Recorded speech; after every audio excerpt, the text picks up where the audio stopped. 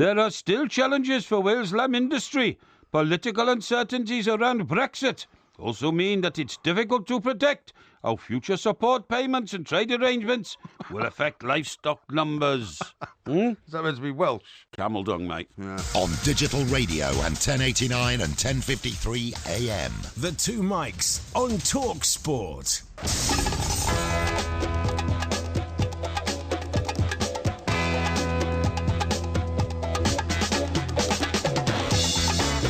Good morning, I'm Mike Graham, he's Mike Parry. You're listening to the Two Mics on Talk Sport. There's no room for breathing in the Premier League anymore. There's another 6 games today, following hot on the heels of Olivier Giroud's spectacular goal yesterday. Did you get that? Hot on the heels. Of course, Porky thinks anyone can do it. We'll be praising Ian Uoru Onion Holloway for finally getting his second win at QPR over the weekend. There's also lots of tales from New Year, and there's a special new version of Heroes and Villains for 2017. 08717 2233 44. You're listening to the Two Mics with me, Mike Graham, and Mike Parry on Talk Sport.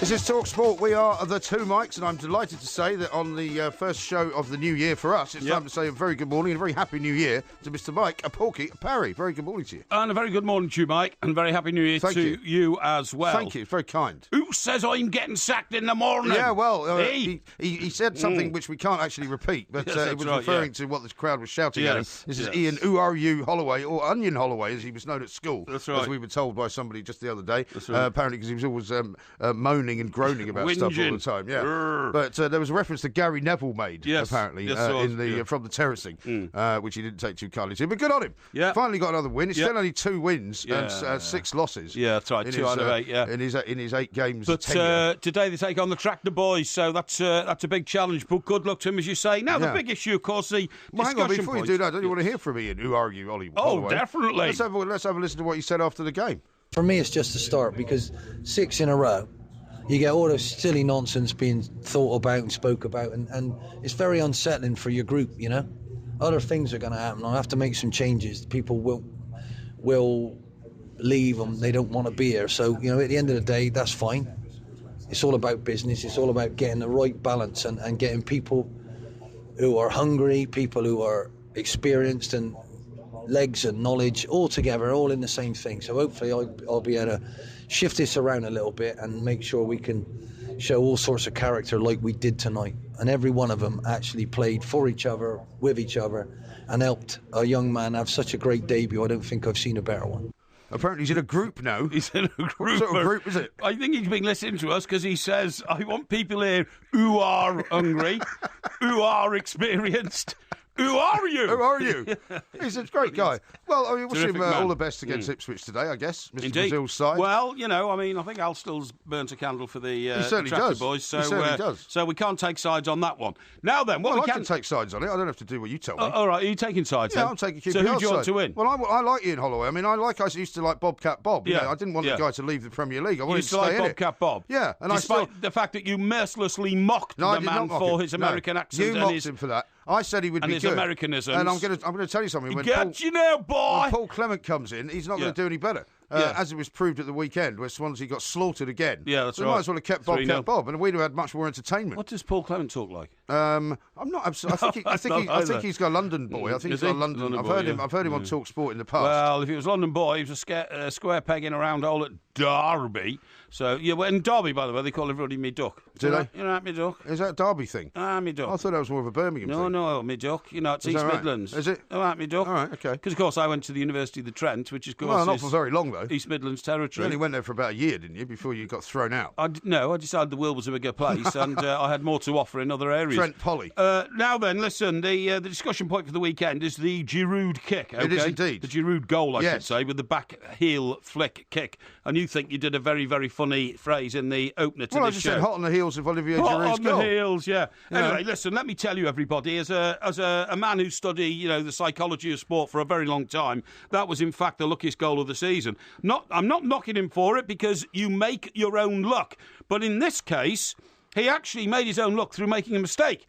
Not true. or a mistake was made. See, he was far too far ahead of the ball. I don't think you've studied the footage sufficiently to actually Yes, say that, because if you look clearly, you can see him looking behind and making sure that his foot makes contact with the ball. Yeah, but the ball should never have been there. If Arsenal were playing efficiently, the cross that came in for him to, play acrobats with that ball, even if you were to should have take been away 3 feet further forward. Even if you were to take away the brilliance of his finish, right, by saying that somehow the cross was badly placed behind him, you can't take anything away from how he then dealt with it. Well, surely that was a very acrobatic and brilliant thing to do. Look, like the sort of thing that people don't do on a daily basis. I'm not knocking the fact that he's got the headlines. I'm not knocking the fact that it looks spectacular when you watched it on television. I'm not knocking the fact that some people have hailed it as a moment of genius. All I'm telling you is it was a stroke of luck, and good, good for him for riding his luck. That's great, no problem at all. But it wasn't a brilliant goal. In fact, I'll tell you what I'm going to tell you now.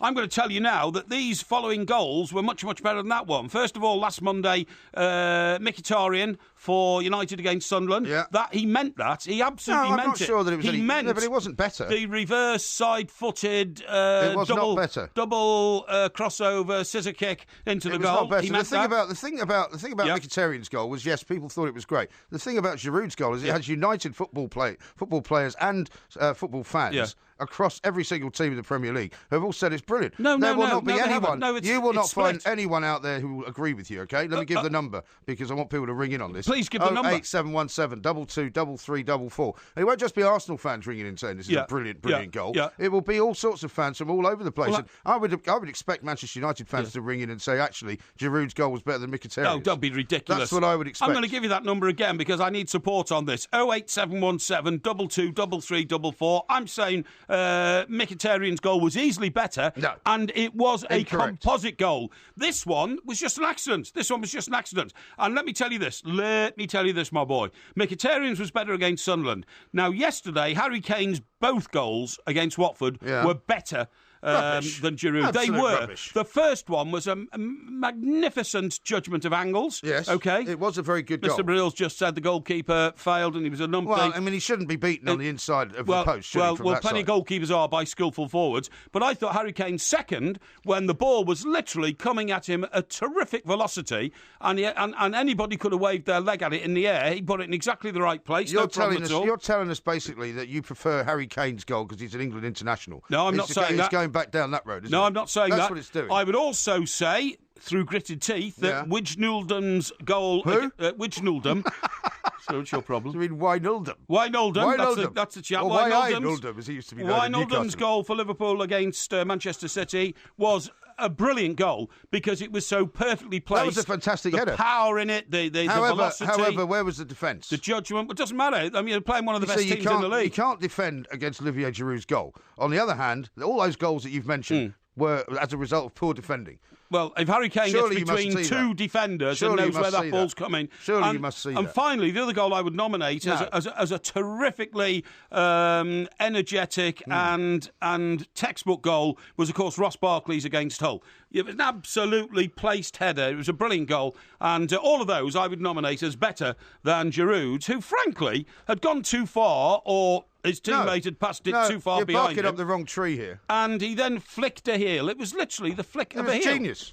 No. Absolute genius. It wasn't genius. Now, you mentioned Hull. We're going to talk about Hull a bit later on as well, because there's been a big row going on Twitter since last night, ever since I saw a bloke on the television news saying that Hull is now going to be the City of Culture for 2017, right? Culture. But not only is it going to be City of Culture, not only is it going to be City of Culture, right, but it makes London look, in his words, like Noddy. Like Noddy. Now, let me just read you very quickly, because we haven't got a lot of time here, from Chris, a guy who's been following us on Twitter for a long time. He's having a row now with somebody about Hull. He says, I've been to Hull a couple of times, once to watch Speedway, where I was shot at while at a petrol station. The second time was to view a house for a buy-to-let company I worked for. I arrived to find the previous tenant had burned it down. Yeah, well, that's the sort of thing that happens in Hull. I mean, look, how can we define Hull? Let's put it this way. Well, we haven't got time. Adrian Durham's in love with it. That's true. That's never a good thing. That's defined it. Let's talk sport. Who are...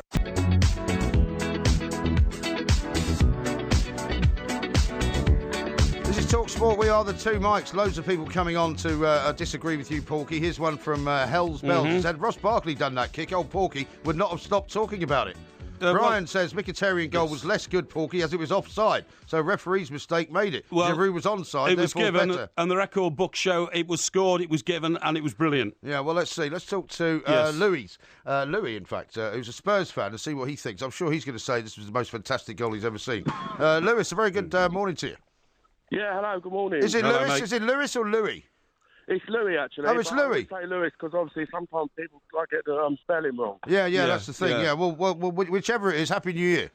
Yeah, thank you, you too. Now, don't you think this was one of the greatest goals you've ever seen? No, actually, What? I've got to agree with Porky on this one. Oh, no. Thank you. The thing is, right, I think he's shown great improvisation. He's got that right. There's no way that ball's dropping behind him. All he's done is just stuck a leg out. All he's done. Yeah, that's absolutely right. All he's done. Anywhere. Come That's off right. it. Come off it, Lewis. Louis. Lewis. No, Louis. It's Lewis. Yeah. No, it's Louis. No, Louis. It's Louis. But you're a Louis. Spurs fan, Louis, so you would say that, wouldn't you? I mean, you would never say... I knew you was going to say that. Yeah. But, Well, you are, aren't you? Aside, Hang on, Louis. Let me get a word in here because MG does not like to be contradicted or told he's wrong. Louis, you're absolutely How right. can I be wrong? And do you know why you're right? Because you would have to have eyes in the back of your head to be able to accurately put your heel where that ball was at that time. Exactly. It was a pure fluke. So, what he's done, he's Lewis, just you tried to reckon you could do this then, do you? It's Louis. It's Lewis. No, what It's I would do Louis. is yeah, it's Louis. Louis. And I reckon I could. Like, all he's done is just stuck a leg at it. So Louis, right, hang on, Louis. So you reckon you could do this, do you? Yeah, of course I could. Oh, yeah? Anybody could. Dear God. Yeah. Anybody all could he's if they done- just all threw he's their done- leg at it. I mean, I've heard of sort of, unadulterated self-interest, and I've heard as well of blind fandom. Yeah. But for you Well, not it's to be nothing able to to do with accept that. this is a great goal. It looks great. It's come off, but 9 out of 10 times that's going in Rose Ed. He's just all he's done is just. But it didn't swung go a in leg at Rose Ed, just though, did get it? Anything on the ball. No, Rose and Ed, they're it still ended looking up for in Harry goal. Kane's penalty from the other day. Oh, well, that's because Well, the what's ground that got to gave do way with it? underneath him. The ground gave way Did you see underneath his him, goal Louis. yesterday, though? Hey, What Louis, about his goal yesterday? Louis, at school, did they used to call you the Sun King? What? Eh? Did they used to call you the Sun King? King Louis. No, I was named after Joe Louis, the boxer. Oh, Joe Louis. Oh, I thought you might have been named after Louis XIV. Some the people Sun pronounce King. that Joe Lewis. I weren't. Yeah, no, Some no. people pronounce that Joe Lewis. Joe Louis is Joe Louis. Sure. Get it Joe right. Louis, spelled Yeah. the same way. Yeah. His surname's spelled the same way. Well, as mine. listen, Anyway, Louis, thanks for coming on, mate. coming on. You realise, of course, you're the first caller in the new year, 2017, to come on. And, of course, No, he's you not. pledged your troth. To us, he not. is. To us, he is. To us, You yeah. pledged your troth to the Portmeister. Just keep it there, Louis. Yeah. Shocking. Let's talk to Terry. He's a Chelsea fan. Terry, very good morning to you. Happy New Hello, Year. Sue Mike. It's great to join the chaos. Thank you well, very indeed. much. No, you don't tell me you're going to say this was a fluke as well, are you? Well, I don't think it was a fluke. I was at Chelsea New Year's Eve and I seen an amazing goal there, Costa. I mean, Yeah. I think Costa was better. He shoved off that big unit in defence, whipped it past Grant, top corner, and Grant was having a good match. It was a great goal. Yeah, when I heard the Moose saying, oh, fantastic, I'm looking forward to seeing that on the box. When I watched it, I thought it was a great goal. I thought Giroud, I've got to agree with the Porkmeister again. Oh, for heaven's I sake. think Giroud adapted well Yes. to that bad pass. Yes. He adapted well, stuck his leg out and He over. adapted I think well? He hoped, if anything, to get it in the general direction All of the right. goal. Yeah. Let me ask you this, Terry. When have you ever seen a goal like that? Ever? You don't see it very often. What do you That's mean very right. often? No, I'm You don't saying see it very ever. often. It's an When- unusual goal. when have and he you did ever very seen well, one? But there was a lot of luck involved. When have you ever seen a goal like that, I asked you? Really? No, when have you ever seen one like that before? I see Zola score a goal against Norwich. I think it was a cup match. Yeah. Corner come in, flicked it with his outside foot, top corner, and he meant it. That was a fantastic goal. That was similar, but you don't see many goals like that, granted. But I thought he adapted very well, looked spectacular way, it hit the bar, bounced down. Great goal. Do you know what, Tony? Not Do you know lucky what? Do you know what? Giroud was so lucky to be put in that position. Do you know why? Because he's not a good enough player to have thought about doing something as spectacularly skillful as that, right? But when it happened and he reacted, it made it look like he was spectacularly He's not on skillful. the pitch, Well, he is, though. He's moving like a tanker a little bit, getting up the pitch. Yeah, exactly. That's what I'm saying. You know. Well, hang on, he started to move off and he finished it off. I'm amazed that you, Terry, who sound like a very sensible man, He is a sensible man. have sided with the Porkmeister here, who's bitter, twisted. As somebody said, if Ross Barkley had scored it, he'd never shut up about it. Ross Barkley scored his own spectacular That goal wasn't over the weekend. spectacular. I think he made the most of a very bad pass. A lot of luck involved, but Yeah. it did look good. By the way, Ross Exactly. Barkley's header came off the top of his head. if you watch it closely. Ross He jumped Barkley's up with his header- eyes shut. He jumped up with his eyes shut. Ross Barkley's header came off his head. OK, that's what headers do. Yeah, well, Terry, how about this, though? Otherwise, it would be called a shoulder if it came off your shoulder, wouldn't it? If you look carefully at what Giroud was doing immediately before he backheels the ball, scorpion style into the net, he's looking at the ball. No, and he's making sure that his heel hits it. He's not. You can't. Excuse me, I'm talking to Terry. There's a lot of guesswork involved there. This has got eyes in the back of his head. Exactly. Don't get me wrong. I'm going to White Hart Lane Wednesday night. Right. I'm hoping for something similar from King Costa. Yeah, OK. Well, you might get it, you might not get it, mate. It's a question of luck. That's all it was. You've got to be there to have a go. You've got to be there to have a go. Exactly I totally right. agree with you. I mean, you might as well say that all goalkeepers' saves are completely and utterly down to luck, No, because no, all no. they do is take a pretty good chance of where they think the ball is going to be hit. That's rubbish. And they make themselves as big as they can be. Is see, that right, Terry? Yeah, well, everyone says you shouldn't miss a penalty, but if you could hit it in the top right-hand corner, if that keeper's going that way, he's got a high chance of saving it. Yeah, but Tony, you're confusing, or MG's confusing His the name's philosophy. Terry, the philosophy. What are you Tony for? The philosophy. Well, we're all friends. The philosophy of goalkeeping and the philosophy of striking. They are two completely contradictory philosophies. Here's one from the professor. It didn't take long for the plank to say that Barkley's goal was better than Giroud's. What on earth has Porky been smoking? I didn't say that. I said it was an equally spectacularly professional goal. No, Stuart says this. Except that Giroud's was a stroke of luck. You do know that Giroud is actually watching the ball onto his foot, which he is. No, he's not watching the ball onto his foot. His foot connects first, and then he flicks his head back to see whether or not he kicked it in the right direction. Well, we need some more calls from people that have not had some kind of strange footballing bypass over the course of the night, and have discovered themselves thinking that this was a total piece of luck and not a brilliant piece of skill. Which almost every footballer that I've listened to this morning, every footballer, I said almost every footballer I've listened to this morning, excuse me, I haven't finished yet, have said it was an absolutely brilliant goal. Never heard of a man called Jamie Carragher? Jamie Carragher said it was a brilliant goal. Never heard of a man called Jamie Redknapp? Yeah, I have heard of Jamie Redknapp. Who said it wouldn't get in his top 20 goals, OK? Well, he wouldn't get in his top 20 goals. Jamie Carragher didn't say it was a brilliant goal. Yes, he did. Jamie Carragher said the response to the situation in which he found himself... Do you want me to tell you what Jamie Carragher said? Was brilliant. Do you want me to tell you what Jamie Carragher said? No, because I know what he said. I'm telling you, Jamie Redknapp, right, who is one of the most respected voices in the world of football, I would say he's up there with...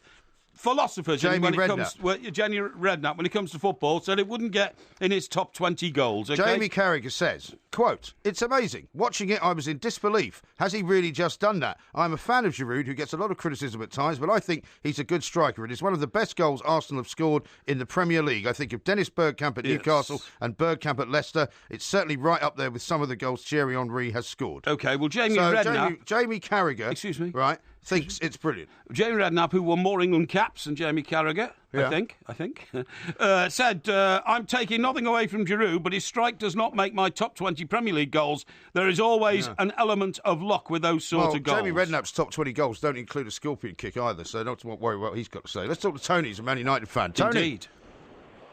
Very good morning to you, Tony. Porky will call you Terry in a little while, so just be aware of that. Oh. What do you think? Oh, hello. Right, I'm a United fan, obviously. Giroud's goal was better than Mkhitaryan's. Whether it was offside or not, it's irrelevant. Yeah. It was just a brilliant finish. But, Mr. Parry, yes, your adopted love child, Mr. Rooney, was his overhead kick goal against Man City lucky? To be honest, I think that was just a question of... He's talking about the one that came off his shin. Yeah. It was a question of timing, really. He got the spin of his body. He got the spin of his body right, but of course, as old Fatso here has just explained, it hit him on the shin and not his foot, and that was because it was a whirly-bird type attempt to connect with the ball. Right, the only reason I ask is when the player dives in 2 foot, his feet off the ground, he gets booked because he's not in control. Yeah. So if Rooney's perpendicular, 6 foot in the air, and both his feet are off the ground, how can he be in control? Because he didn't connect with another player.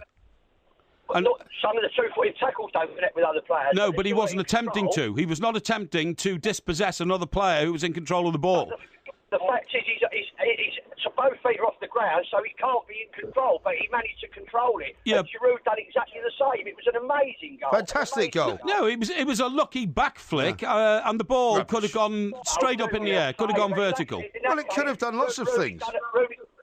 Rooney done a lucky Fosbury flop and connected with the ball in. I tell you what, Tony. I tell you what. Rooney did score a much better goal than that, and he was 17 years of age at the time, and he struck the ball. The one against Arsenal. Exactly, which brought their run to an end.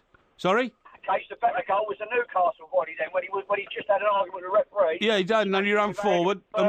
Yeah, Hal Robson-Kanu's goal at the weekend was better than that. Hey, who? Hal Robson-Kanu, you know him? Remember him? He used to play for Wales. Oh, him, you know, one of the stars of the Euros. Yeah, do you know that's who he plays for now? Good lad. Do you know who he plays for now? Who are we talking about here? Hal Robson-Kanu. Hal Robson-Kanu. Yeah, he's got a great goal. Yeah, that's right. Yeah, do you know who for? No. Well, it's West Brom. West Brom, Don't that's come right. in here and tell me and you they know, won 2-1 you know away. what you're talking about. They won 2-1 away, so they did well. Let me give you some updates on Jamie Redknapp versus Jamie Carragher as well. Oh, yes. Yeah, Jamie Redknapp, England caps. Yes. 17. Right. Jamie Carragher, England caps. Yes. 38. Okay, so we got a few more. Jamie Redknapp, you said Does that make him a better person? Well, no, you just said Redknapp had more caps than him. I said titularly, okay? Yeah. I'll give you some more information, shall I? Oh, why? Why do I need all this information? Redknapp's England career lasted for how long? Well, Jamie Redknapp was very unlucky with injuries when it came to his England career. 4 years. Yes. Jamie Carragher's England career lasted for how long?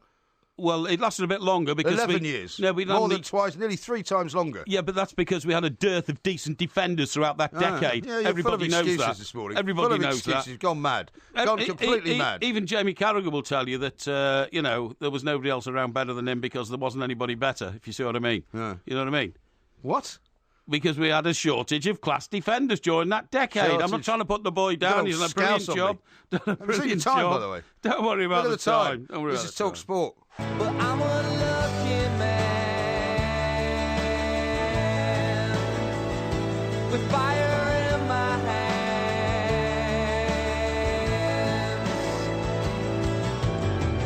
Happiness, something in my own place. Craig says this. Not surprised that a Spurs fan thought Giroud's goal wasn't better. Let's see Harry Kane do it. Yeah. That's a very good point, that. Well, Harry Kane can do a lot of things, and I thought the way that he sliced that angle apart and scored that first goal was brilliant. And the second one, what I mean is, the ball was coming in such a velocity, and it was wobbling in the wind. Hey? Such a what? A velocity. Oh, I thought you said philosophy. Velocity. Do you know what velocity is? I do know. What is velocity? It's speed, isn't it? No, it's not. Yes, it is. No, it's not. Oh, what is it then? Velocity is speed in a set direction. So it's speed then? No. Speed is speed. Speed is speed. When you fire a bullet, right? So if I said to you, what velocity were you driving into work at today? Yes. What would you say? I would say, if I had been driving, below 30 miles an hour, because it's a 30 mile an hour built-up zone. And that's a measure of what? That's a measure of speed. Thank you. Yeah, but it's not velocity. Velocity is I just asked you what velocity you were travelling at. No. And you answered with an answer which included a speed. No, I didn't. Yes, you did. Part of the velocity is speed, and that was 29 miles an hour. Velocity is speed in a particular direction. So, for instance, when you fire a bullet... Well, what do you mean speed in a particular direction? Because you talk about velocity from a gun chamber, because a bullet does not change direction when it explodes from the end of a gun. What? Okay? Well, it can do. It can do. It can be deflected, can't it? No. It can. It can hit a rock and go in an opposite direction. Don't be an idiot. Of course it can. Look, if I'm trying to blow somebody's head off, who's 300... Why would you be so violent at this time in the morning? I don't want to be violent. Right at the start of a new year. I'm only using this as an example. I see. Then you wouldn't want the bullet to go anywhere except, through the bonds of the person. Actually, I shouldn't use that as an example. I don't know why you're using this as a sort of expression. Why don't you talk about kicking a football? Listen, what I'm saying is, when a rocket takes off to the moon, you can't talk about the velocity of the rocket. Why not? Because minutes after it's taken off, it's changed direction. So it's not speed in a particular direction. What? Yeah. That's rubbish. No, it's not. That is complete, unadulterated nonsense. I know all about the physical capacities of these things. From Jack, who says, Jamie Redknapp is up there with philosophers. Has Porky been at the Benelin? No. Trevor says, I could do with some. Has Porky been drinking out of that filthy bird bath of his? He's completely lost the plot this morning. What are you on about? My bird bath's nothing wrong with my bird bath. Your bird bath is disgusting. How do you know? You've never seen it? I've seen a picture of it. You put it on Twitter. And it got frozen, and it froze all the leaves in the water. I can't help it if the leaves flutter down and fall into the water. If the Department of Health visited you, you'd get no stars for hygiene. I would. Absolutely disgraceful. I would argue with that immensely, but I haven't got time because Simon says this. I do it for the birds, not for you. Simon says this, right? Fluke or not, Giroud wanted to do that and pulled it off. It was genius. It wasn't genius. Anyway, listen, I'll tell you what, we'll talk about that a bit more in a minute because we've got many people want to call us. But did you notice over the weekend, amongst all these people who've died lately, sadly, very sadly, and the story's still emerging about George Michael, some claims this morning that he wanted to die, says, an acquaintance of his, and he'd been trying to... He wasn't very happy. Wasn't very happy and all that. But amongst all those, I hope nobody overlooked the fact that one chap who did die was called Alan Williams, right? Now, Alan Williams He's is the guy that used to be the manager of the Beatles, isn't he? He must have been the unluckiest guy. So he managed to get Wayne Rooney playing for Everton and the Beatles into the first sort of 35 minutes of the show. But listen, the quote We're I here got... a week, you know. No, I study these obituaries because I believe you've got to round your education. You know, you can't just be single-minded. I think you study them as my father used to do when he got to a certain age to see whether he was in them. But anyway, the thing was, it made me so laugh. What happened with Alan Williams was he actually drove them to Hamburg. He drove them to Hamburg, right? So he actually set them up in the environment in which they flourished. The old Reaper Barn and all that. That's right, the Reaper Barn and all that. And he'd opened a little club in Liverpool called the Jacandra. Was he like not the Jacaranda? Jacaranda, that's right. Not the Jacaranda. No, the Jacaranda. The Jacaranda. Yeah, I've got a cold, sorry. Well, it doesn't mean you've mispronounced words from your hometown. No. Was he a It's not my childhood hometown. friend? I come from Chester. Yeah, I know you do. You're only a plastic scouser, really, aren't you? I've never claimed to be a Scouser. I'm a Cestrian. Yeah, but you support Everton. Of course I do. Yeah, why? Because my parents were brought up in Birkenhead. Right, so on they the were other side of the Scousers. water. Not really. They were Burconians. Burconians? Yeah, that's right, yeah. Well, imagine saying, my parents were Burks. I could shorten that to something else. But anyway, listen, what the emotion to the thing is. So he drives them over to Hamburg, they get there, and then they came back to Liverpool. They got the gig at the Cavern. He said, I can't really take them any further, so I'm really wasting my time here. Yeah. And so he said, look, fellas, I've done as much as I can for you. Weeks later, but it was a couple of months actually, Brian Epstein turns up in the Cavern after being told by where did he come from? Well, he had a furniture shop along the road, but it sold records as well. And somebody walked in and asked for the My Bonnie rides over the ocean or whatever, which is a record the Beatles had done. My Bonnie lies over the ocean. Lies over the ocean, yeah. Like you. And he goes down the Cavern and spots him. But the most amazing one I saw in all this was he had a row with John Lennon, right? He said, Williams said, you'd never have smelt Hamburg if I hadn't taken you. When the group refused to back down, this was on money, okay? When the group refused to back down, he angrily declared that we'd have nothing more to do with him. I told John Lennon he would never, ever work again in the music industry or in Liverpool. We got that right, didn't he? Yeah, he got that right. Not much. Because Alan Williams actually never worked again, really, in the music industry or in Liverpool. John Lennon went on to become the most famous musician ever. Yeah. Amazing. Exactly, incredible stuff. Now, sorry to go back onto the Giroud goal, but I must read you this from Dazza. Giroud even looked up and watched it go into the goal. Brilliant, from a Leicester fan, as we are not deluded. But he looked up and saw it going into the goal in amazement. He saw it spin over his head. He didn't see it hit his heel. Of course he felt did. it hit his heel. No, he was watching it. Have you not watched the video? Of course I have. And he thought he's watching the ball onto his heel. He thought to himself, where will it go now? Boom, it spins over, and then it's in the top corner. Good luck to him. And you've got to make the best of your luck in any area of life. And I applaud him for doing that, but don't tell me it was a brilliantly planned or executed goal. It wasn't. I think you've lost the plot altogether. Glenn says, Porky and the bitter Spurs fan. Ha ha. If it was a Spurs or Everton player who scored it, they would call it goal of the decade. I think we're having a bit of trouble, aren't we, finding anybody who's called in to agree with you? No. I think we are. No, there's loads of people calling in to agree with me. Well, let's talk to one of them now. Well, we should do. But, I mean, I thought I'd talk to you for a bit first. Yeah, no, I've talked to you because you can't find anybody to agree with you. I think Tom says this. I think most listeners knew that Parry was going to say the Barkley goal was better than Giroud's before he said it. I don't think they did, because unless you've studied it like I've studied, you wouldn't have realised the craft and the art and the skill in executing that goal. Is that right? Okay. Yeah. Now, coming up, we're going to do heroes and villains, right? So you've got to pick two heroes and you've got to pick two villains. Yes, I've got them already. You've already got them? Oh, yeah, I've already got them. We're not doing that yet. We're going to do that in a I've little had while. a very intense weekend, Intense? Tell us about what you did on New Year's Eve, for example. New Year's Eve was there not some family commitment involved? Yes, there's a bit of family commitment involved in New Year's Eve, of course. Did you watch Robbie Williams, by the way? No. So what did you do at New Year then? You're like midnight. Were you watching the fireworks? No, I wasn't awake at midnight. You weren't awake at midnight? No. So you didn't see in the New Year? No, I didn't. Why not? I went to bed at 10:30. What did you do that for? Because I wanted to get up at 4:30 to go feed my ducks.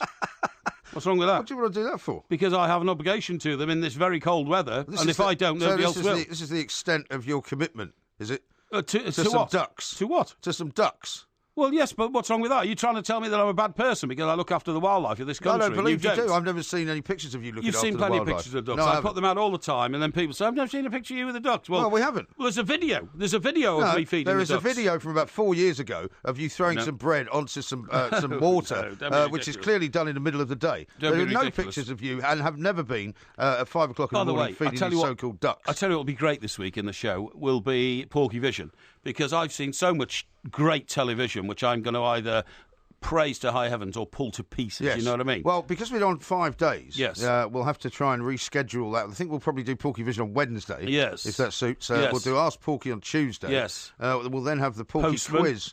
On Thursday. Well, the Porky Quiz probably on Friday. That's what I mean. And Postman Porky on Thursday. Postman Pork. Yes. It's not Postman Porky. All right, Postman Pork. And if you want to send anything to the Porkmeister, of Please course, do. you can do that. Do you Please want to give do. me the address? Yes, the address is... I don't mean come around and hang around outside or anything. No. It's TalkSport, and it's at...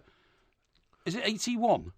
No, sorry, it's 18. 18, that's right. 18 what? 18 Hatfields. Hatfields, yes. Which is Hatfields, all one word. As in the north. As in the north? Yeah. What do you mean, as in the north? Hatfield in the north. That's what that road sign says that everybody knows as you go up the M1. Oh, okay. Hatfield in the north. Yeah. And that's London, SE1 8DJ. Well, DJ, remembered. as in the people who are on the ground floor in this building who make Virgin Rock. Yeah. Okay? Yeah, That's how you remember it. All right, very good. Okay, well, let's see. And do write to me, please, because I do like to intercommunicate with our listeners, our millions and you of might people get it read out out live on air, you never know. Yeah. Now, this is 2 Mics on TalkSport with Wix. If you're in a hurry, Wix free 1 hour click and collect means they'll have your order ready, so you're back on the job in no time. You'll find thousands of top quality products from hundreds of brands you know and trust, fit for any job, big or small. So come on, let me entertain you. Let me entertain you. That's the show for you today. Say Robbie Williams wasn't particularly entertaining on New Year's Eve. He was hard. Well, normally they have, they had the big fireworks display in London, which all goes off on the Thames, right? And normally what they It's do all is... becoming a bit dated, that now, isn't it? Well, it's not really. I mean, even Hull had their own firework display this week. This weekend, they all thought it was the best thing they'd ever seen. Of course, they've got the bridge that goes to nowhere. Yes, it does. The Humber Grimsby, Bridge. technically. Yeah, the Humber Bridge. But nobody uses it, though. It's too expensive. No. Humber Bridge was built at huge cost, but it doesn't actually go anywhere. And Well, it goes to Grimsby. Yeah, but nobody wants to go to Grimsby. Yeah, That's people the whole do. point. We've already had No, this they don't. conversation. No, they It's one of the biggest freight terminals in the North East. Anyway, please continue. Anyway, what I was going to tell you was, is normally they have somebody, they had Bryan Adams, I think, last year, and he was on a sort of floating barge, basically playing to the outside crowds. Well, in 20,000. London? Yeah, on the river. Oh, yeah, he lives in Chelsea, doesn't he? Well, he doesn't live in Chelsea. He lives all over the world. He lives in He's an Cheyne international Walk. He's an international rock star from Canada. Yeah. He lives all over the world. He has a place here, yes. Yeah. My point is that he was on a barge singing, right? Now, for some reason, Robbie Williams wasn't outside. Bargy. Oh, very good. Yeah. Have you been on the bellow? No, come on. You've been overdosing on the Lemsip. No, come Anyway, on. so they had Robbie Williams doing a show inside a venue, which was In sort London? in London, Which was the venue? Well, I'm not sure, but Right. it was within sort of looking distance of Okay. Big Ben. Oh, So it was within somewhere in looking Westminster. distance? Somewhere within. Sorry, somewhere do you mean within sight? Well, no, I don't mean within sight. Sight of Big Ben. No, I mean somewhere within looking distance. Looking distance, Sight. yeah. It depends on what sight you have. Right, go on, get on with Looking it. distance is a distance, right? Yeah. Since you've talked about velocity, right? Yeah. So halfway through the show, just before midnight, he's singing, but as he's singing, he's holding his microphone. He's walking out of the venue to go out onto a balcony, where he's interviewed by the BBC's arts correspondent, right? Who's 10 that? minutes before, I don't know what his name is. 10 minutes before the bells, Right. and 10 minutes The before the fireworks, bells, right? the bells. Yeah. And he looks completely deranged, right? Who? Robbie Williams. A Sure, mad, you can staring say eyes. this about a man as famous Well, as... I'm saying he looked completely deranged. I'm saying he is. deranged. Okay, yeah. You know, within looking distance of so- being so- deranged, right? So he looked deranged. He looked We're deranged. not saying he was deranged. I'm not saying no. that. No, Okay, yeah. I'm just saying he looked a bit Right, deranged. go on. And they then interview him, and he talks about how he's been eating loads of chocolate. He's just given up smoking. I mean, it was ridiculous. It was totally bizarre. Right. And then Had he finished the song by this time? Yeah, he now finished. He's still singing as he walks out on the balcony. Right. Right. But there's no crowd. Right. There's just one guy standing there. Right. Where's the crowd? No, they were back in the venue. I He's see, walked out onto a yeah. balcony. He's then Right. interviewed for 5 minutes. Then Yeah. all the Yeah. fireworks go off, Yeah. and then he goes back to do a tribute to George Michael. So he sings "Freedom" Yeah. terribly, really Yeah, badly. Really, you shouldn't do that. Shouldn't sing other Well, people's great songs. And it just, I mean, it was just a very, very odd scene because he wasn't entertaining the people who were outside. No, he was letting me entertain you, except he I'm was going only outside entertaining now. the people inside a venue and on TV. It was really bizarre. Well, it couldn't have been as bad as Mariah Carey, because of Yeah, course, Mariah Carey. we've been focusing on Mariah Carey a bit Yeah. because she's been slightly explosive in some of her words and actions over the last Well, month you're or so. obsessed with Mariah Carey. Well, only that You know, I just don't get her, to be honest. I don't know how she's made, like, hundreds of millions of pounds, but apparently she's very sold talented. an awful lot of records. Sold an awful lot of records, yeah. But she was singing at the fireworks in New York. That's right, yeah, doing that. But apparently, first of all, she was supposed to lip-sync to her own song, which is a normal procedure, I think, for these superstars, although I don't understand why. Well, it's sometimes difficult for them to get the sound quality as they would like it. Yeah, I accept that. But then that all broke down, so then she started singing on her own, apparently, and according to the reports I've read. But then that didn't go well because nobody could hear her, and she sort of didn't want to be singing to, you're quite right, to less than top quality in her view. She then stopped and she told the crowd to start singing instead because they could hear the lyrics coming out of the speakers and all that. And then in the end, I think she just got fed up with the whole blinking thing and disappeared. Well, according to her people, right, they're now claiming that she had a malfunctioning earpiece. Right, okay. They're saying that millions of viewers watched her perform Old Lang Syne, which was her first song. Yes. But when she was performing a 1991 hit single, don't sing it, please. Please. Emotions, right? Do you know that one from 1991? Emotions? Yes. Crikey, that's a bit far back, isn't it? 1991. She abruptly stopped singing, even though her dancers continued performing. That was the year Bill Clinton got into power in America. Yeah, it's that far back. Yeah, it's that long ago. That's right. When he used to be By your the way, friend. The inauguration will be quite soon, won't it? The what? The inauguration. The inauguration? Yes. Inauguration? Yes, that's right. The inauguration. The second syllable you have to pronounce. Inauguration, man. Inauguration. Anyway, go on, keep going. Anyway, so her dancers continued to perform behind her. You're not going to blow your nose all week. Excuse me, I'm sorry. I've just got I've only just got rid of my cold. Got a bad head cold. Which you gave me back in November. She refused to sing the song. She said, we didn't do a sound check. But it's New Year's, baby, so it's okay. You've got to do a sound check. Yeah, we didn't manage to do a sound check. We went to Glasgow because we didn't get there until 15 minutes before we were due to go on. No, we didn't get there until 15 minutes after we were due to go on. Well, that's true too, yeah. But there was no time for any of that. How did that work? Anyway, do you know what I was able to do this year? Right. I was able to watch the fireworks from my apartment window. Oh, really? Yeah. Why? I was within looking distance of the fireworks. Yeah. And I could see them going off behind the Shard. Why weren't you last year? Because last year I think I was in Sussex. Oh, I see. This year I wasn't in Sussex. This year I stayed up here. I get bored by fireworks.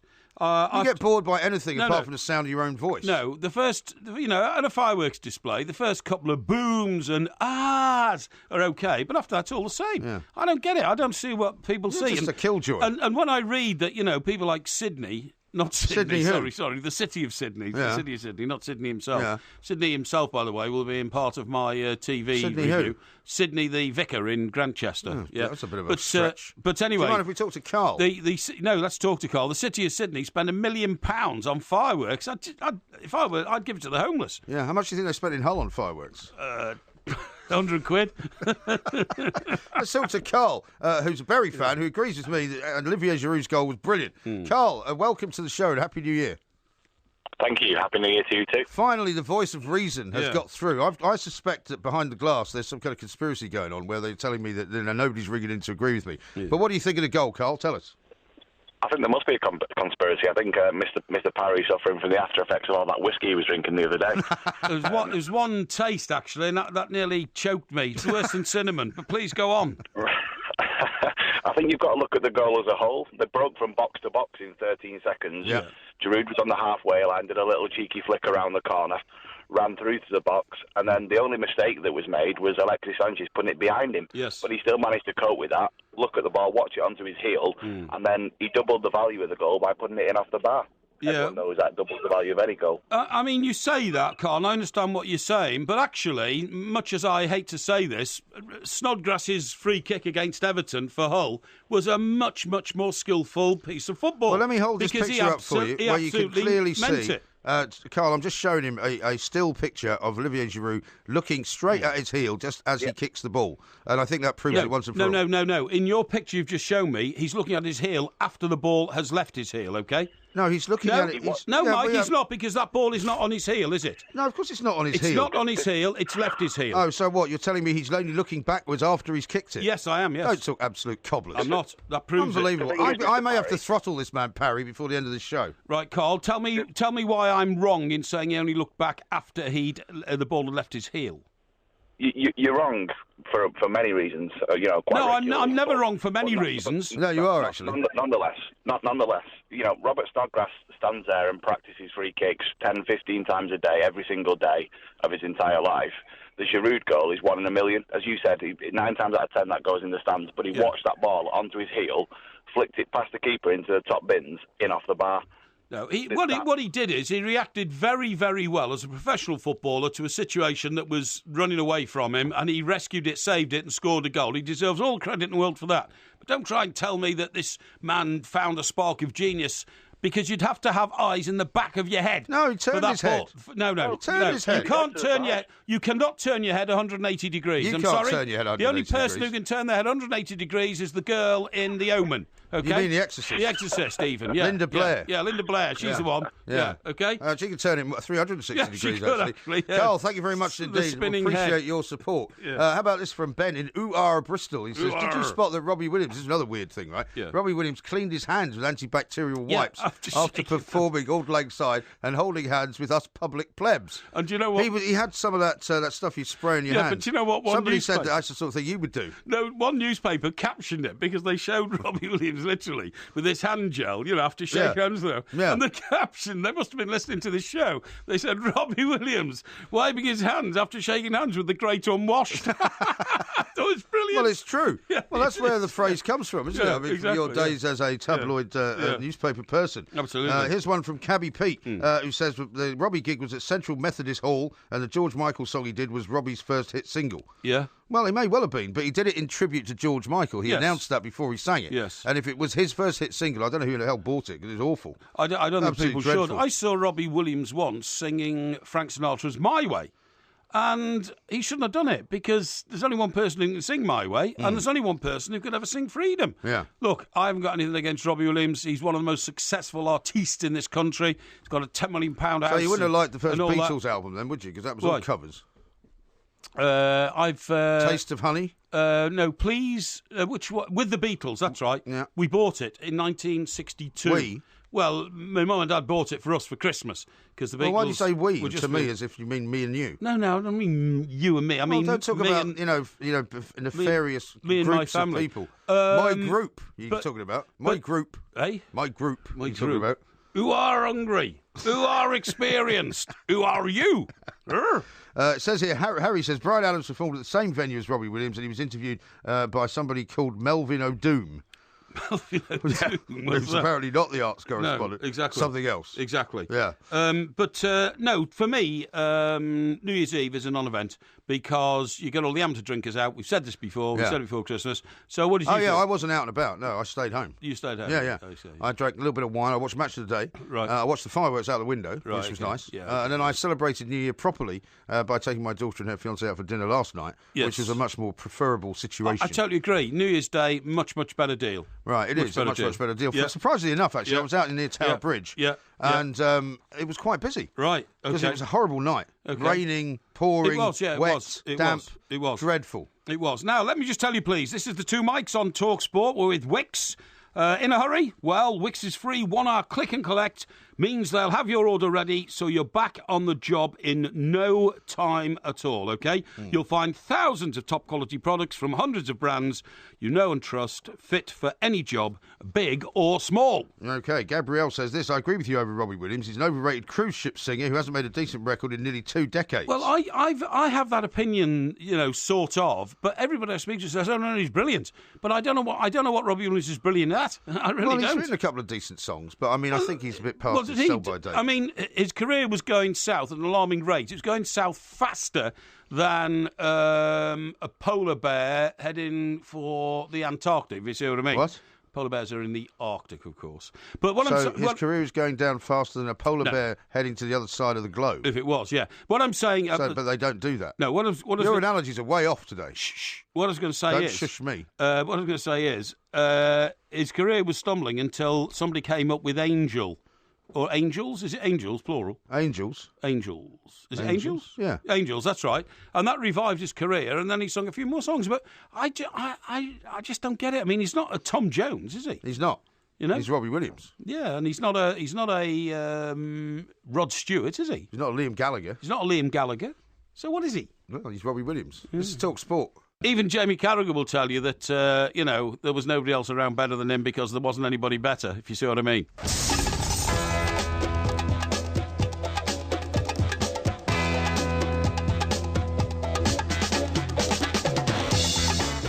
Good morning, I'm Mike Graham, he's Mike Parry. You're listening to the Two Mikes on Talk Sport. We've got loads coming up, including looking ahead to Middlesbrough-Leicester, which is the first of the big games coming up in the Premier League today, of course. We're going to do heroes and villains as well. And, of course, we'll be discussing Gareth Southgate. Is he, in fact, a complete and utter genius, or will he turn out to be just another dud England manager? 08717 22 3344. You're listening to the Two Mikes with me, Mike Graham, and Mike Parry on Talk Sport.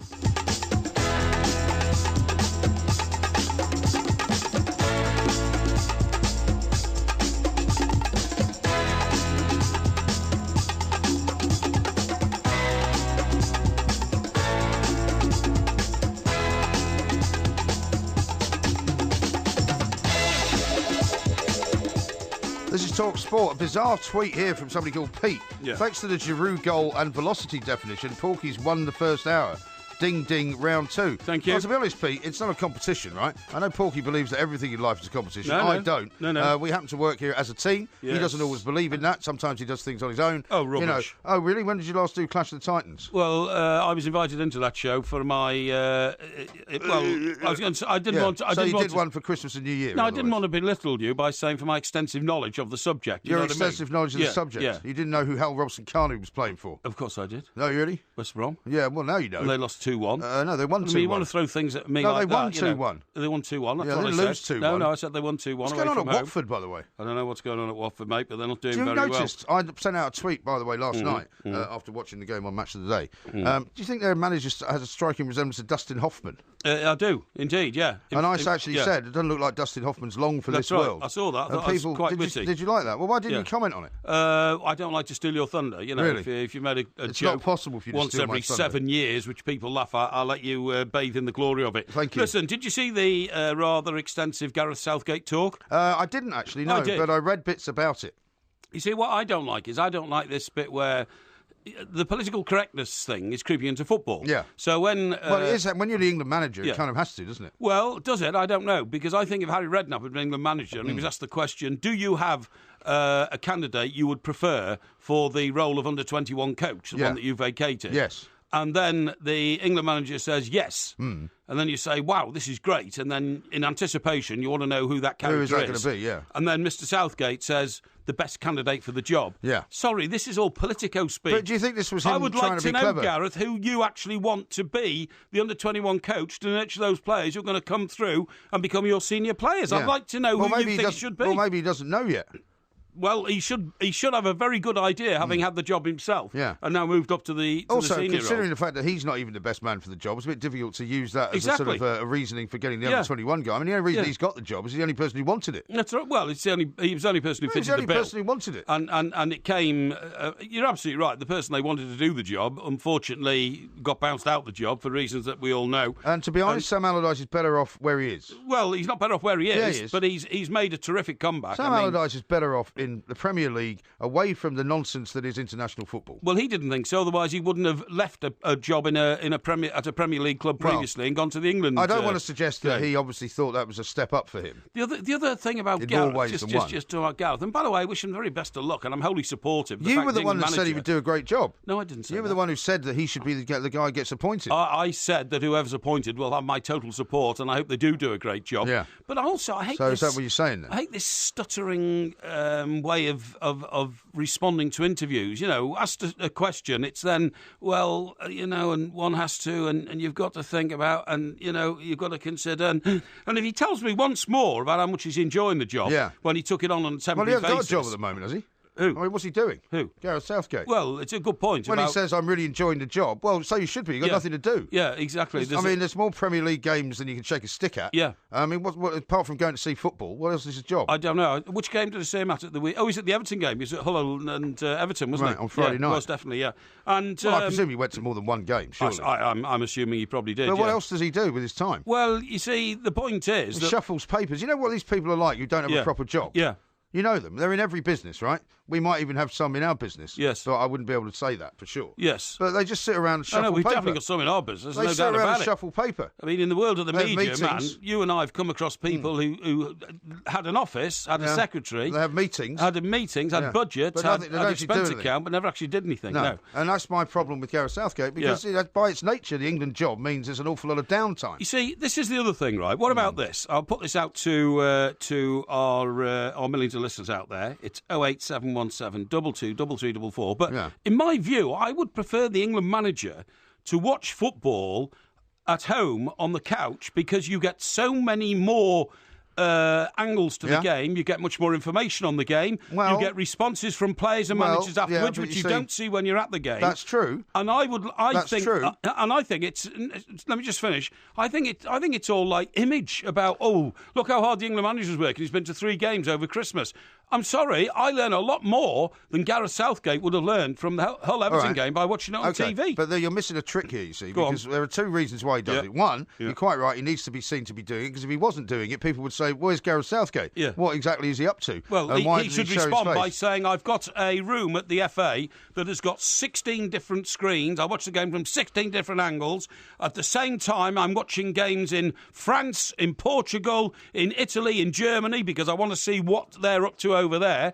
You don't have to just, but you're to play up to popular opinion. Now, say, you asked me to let you I finish. turned up in me woolly coat and my scarf. You asked me to let you finish, right? Yes, Have you finished now? Yes, I've finished now. Yeah, good. Well, I'll just keep quiet for a moment while I explain to you what the job actually entails. Right. What he does is he doesn't go there. You mean what you think the job entails? No, what I know the job entails. He does not go there to try to replicate what he can watch on TV. Okay, what's he goes there, 1, to be seen, 2, to mix with the managers, because he needs a relationship. Excuse me, to have a relationship with the managers, which up until now some England managers have not always had very good relationships. And 3, he will go to watch things that you can't see on television, i.e. he might want to go and see, for example, the Spurs game and concentrate completely and utterly on Dele Alli. Right. He might just want to watch Dele Alli playing for 90 minutes, which would be a disappointment as he was taken off. Yes. But, or Harry Kane or any individual player that you cannot expect the television cameras to follow. So sometimes you can go to a game and watch. I mean, have you never done that? I watched, for example, the Champions League final at Hampden, and I just watched for about 20 minutes. I just watched Zinedine Zidane because it was fascinating. Funny enough, I didn't follow the ball, I just watched him. Yeah, funny enough, a few years ago, one of the subscription channels actually had an option where you can follow one player. Yeah. Do you remember? What was it called? Player Cast. It was like a player cam thing, that's right, and just follow some player. It never really took off, did it? May I just say, Mike, although I know in theory what you're saying about meeting the managers and all that, the away manager was Mr. Koeman, right? Yeah. Now, the one England player and the one Everton player who's subject to loads of speculation at the moment is Ross Barkley. Yes. So, of course... He might be going to Spurs, supposedly. Well, I think that's just empty talk, to be honest. Yeah. But what I'm saying is... now, the odds are shortly every day. Well, maybe they are. I don't think it'll happen, but I could be proved wrong. So I'm saying this. Mr. Koeman's the away manager at Hull, right? Yeah. So he has to rally the guys after the game. 2-2 draw wasn't too bad, but it wasn't a victory and all that. It's useless. He has to speak to his team. Of the league. He will then go and see Mike Phelan, okay? Yeah. Who is the Hull manager, because traditionally managers do have a get-together have after a glass the game. of Beaujolais maybe a glass of red or something like that. Or maybe some Kummel in his case. The amount of time that is then left to speak to Gareth Southgate, the international manager, and Mr. Koeman's Dutch, by the way, so I'm not sure to what extent he feels he has a responsibility to the international manager. Well, but he will does, have. Because he's a Premier League manager. And he's got Ross Barkley. To do with the fact but that what he's I'm Dutch. saying is, that is the worst possible environment in which the England manager should meet a club manager in a frenetic situation where time is short, everybody's rushing about. Right. The much better thing to do, because as you quite rightly said, England managers have a lot of time, is to ring at Mr. Koeman and say, "Hi, Ronald, it's Gareth here. Could I come up to your to Finch Farm, your training centre, for a day next week? He may do that as and well. meet you for a few hours after training." He may do that as well. Well, that's what you do. This going to games and all that. I mean, Sven started all this because Sven liked. Do you think he was just trying to broaden his horizons, if you know what I mean? I'm sure there was an element of broadening his horizons about it. I mean, because you can meet a lot more people. You meet a lot more female persuasion if you go out more. Well, you see, you're being a bit offensive not now, at aren't all. you? Being offensive. No, it's a family show, so I'm not being in any way... The fact that Sven would always stay in a 5-star hotel whenever he went to watch an away game, even if it was 20 minutes down the road from where he lived, was because he wanted to do a bit of entertainment. No, he wanted to feel comfortable in his environment. Yeah. And if he got an offer or two to engage in you can't discussions, then he wanted to make sure that the discussionary process was available to him. Indeed, absolutely right. And maybe, that was a good thing for him because, in fact, as an England manager, he's got one of the better records, hasn't he? Probably he's got one of the better records. Better than Gareth Southgate. And if his life was complete, outside of the game, then that made it easier for him to work with inside the game. You see what I mean? Indeed. Neil says this, I agree with Porky over Robbie Williams. It's a joke, but the Giroud goal, stop injecting the Red Bull, Porky. This is Talk Sport.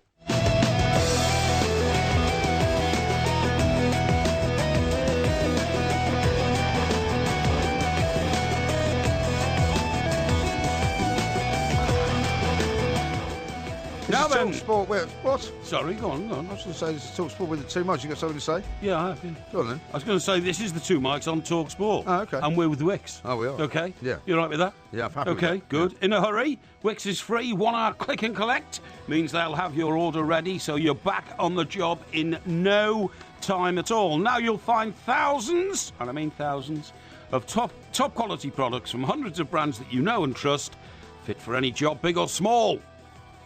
Thank you. Now, I've got a couple of tweets Yeah, here. yeah, One come on, from let's hear them. John in Bromborough. Not sure Bromborough. where Bromborough is, but I suspect it's somewhere in the West Country. Do you know what? No.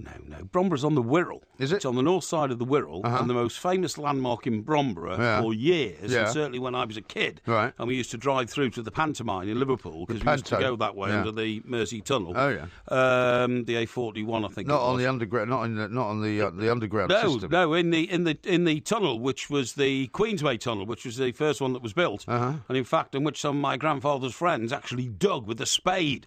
Came over from Ireland and they dug it. While. Eh? Well, your grandfather was Irish.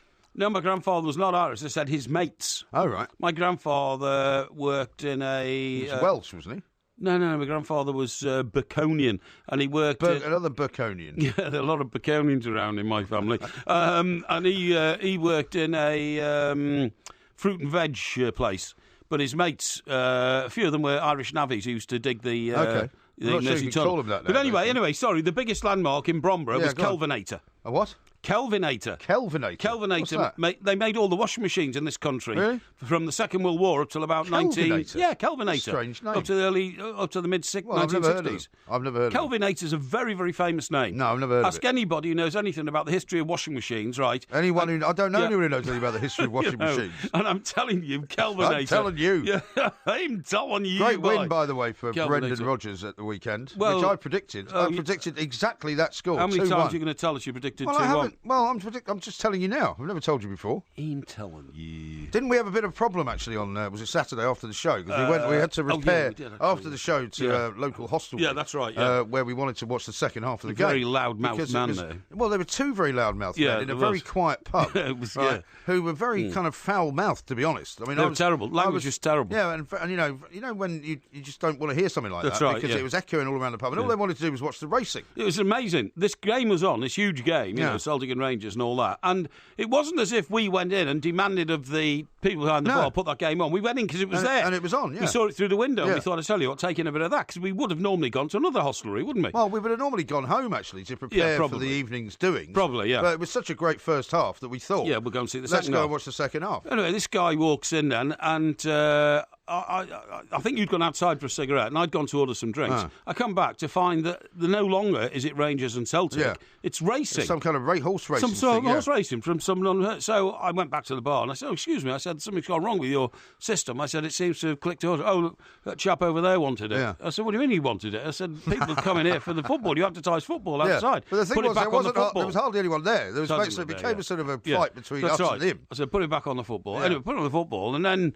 a rather sinister old guy, aged about 83, who had a Peaky Blinders hat on. He was a bit sinister, actually, and looked as though he might have been like, you know, the brother of the famous. And he was even more foul-mouthed than the other guy. He was the famous executioner, Freddie Foreman. Do you remember? He used to go around snapping people's fingers off with pliers and that kind of stuff, you know. Yeah. And he started effing and. He looked like he might have been in a craze or something. Yeah, that's what I'm saying. You know, the sort of the London equivalent of the Peaky Blinders. Yeah. And then Loudmouth himself starts, he said at one point, he said, yeah, I don't get this place, and this is full of profanities. He said, yeah, if two jerks walked in off the street and that's for tiddlywinks, they'd put it on. Yeah. Well, it wasn't tiddlywinks, it was Rangers Celtic. Exactly. It's the biggest game going on at the moment. Exactly. But anyway. they both had their sort of racing bet tipping sheets and all the rest of it. Anyway, I have to say that the mine host, the landlord, actually came up with a brilliant compromise because there was a screen. Well, they had about 5 screens. He had about 5 screens. He had one spare screen, which he rolled down. It suddenly moved down, and he put the racing on that, and that kept the foul-mouthed brigade. They were quite happy with that, Quiet, yeah. Except then later another guy appeared,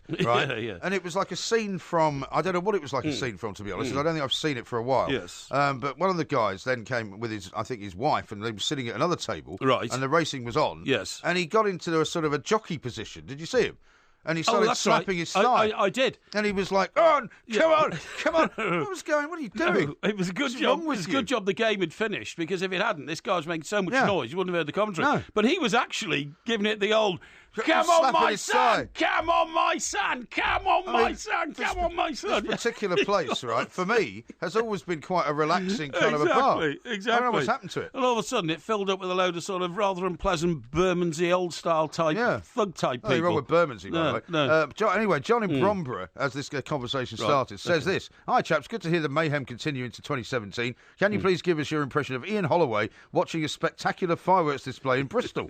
Well, I don't know if they did have a spectacular fireworks display in Bristol. Look at that Catherine wheel. Who are you? You know, look at that. How about this from Joe, right? Who are you? Who are you? Have to support Mike Graham in this conversation about Gareth Southgate. So much happens off the ball and off camera, movement, positioning and decision-making. So there you go. Yeah, but he sends his coaches to sort all that out, and he should have them at every game. You can't just go to one game. You should have them at every game that's going on at the time. If old Who Are You went to a firework display, we say, where are the rockets? I don't think we should carry this too far. Where is the Catherine wheel? Paul has sent a very nice picture of Watford's manager. Oh, yeah. Unfortunately, it's Dustin Hoffman done up as... Tootsie. As Tootsie. That's right, in the famous film. Yes.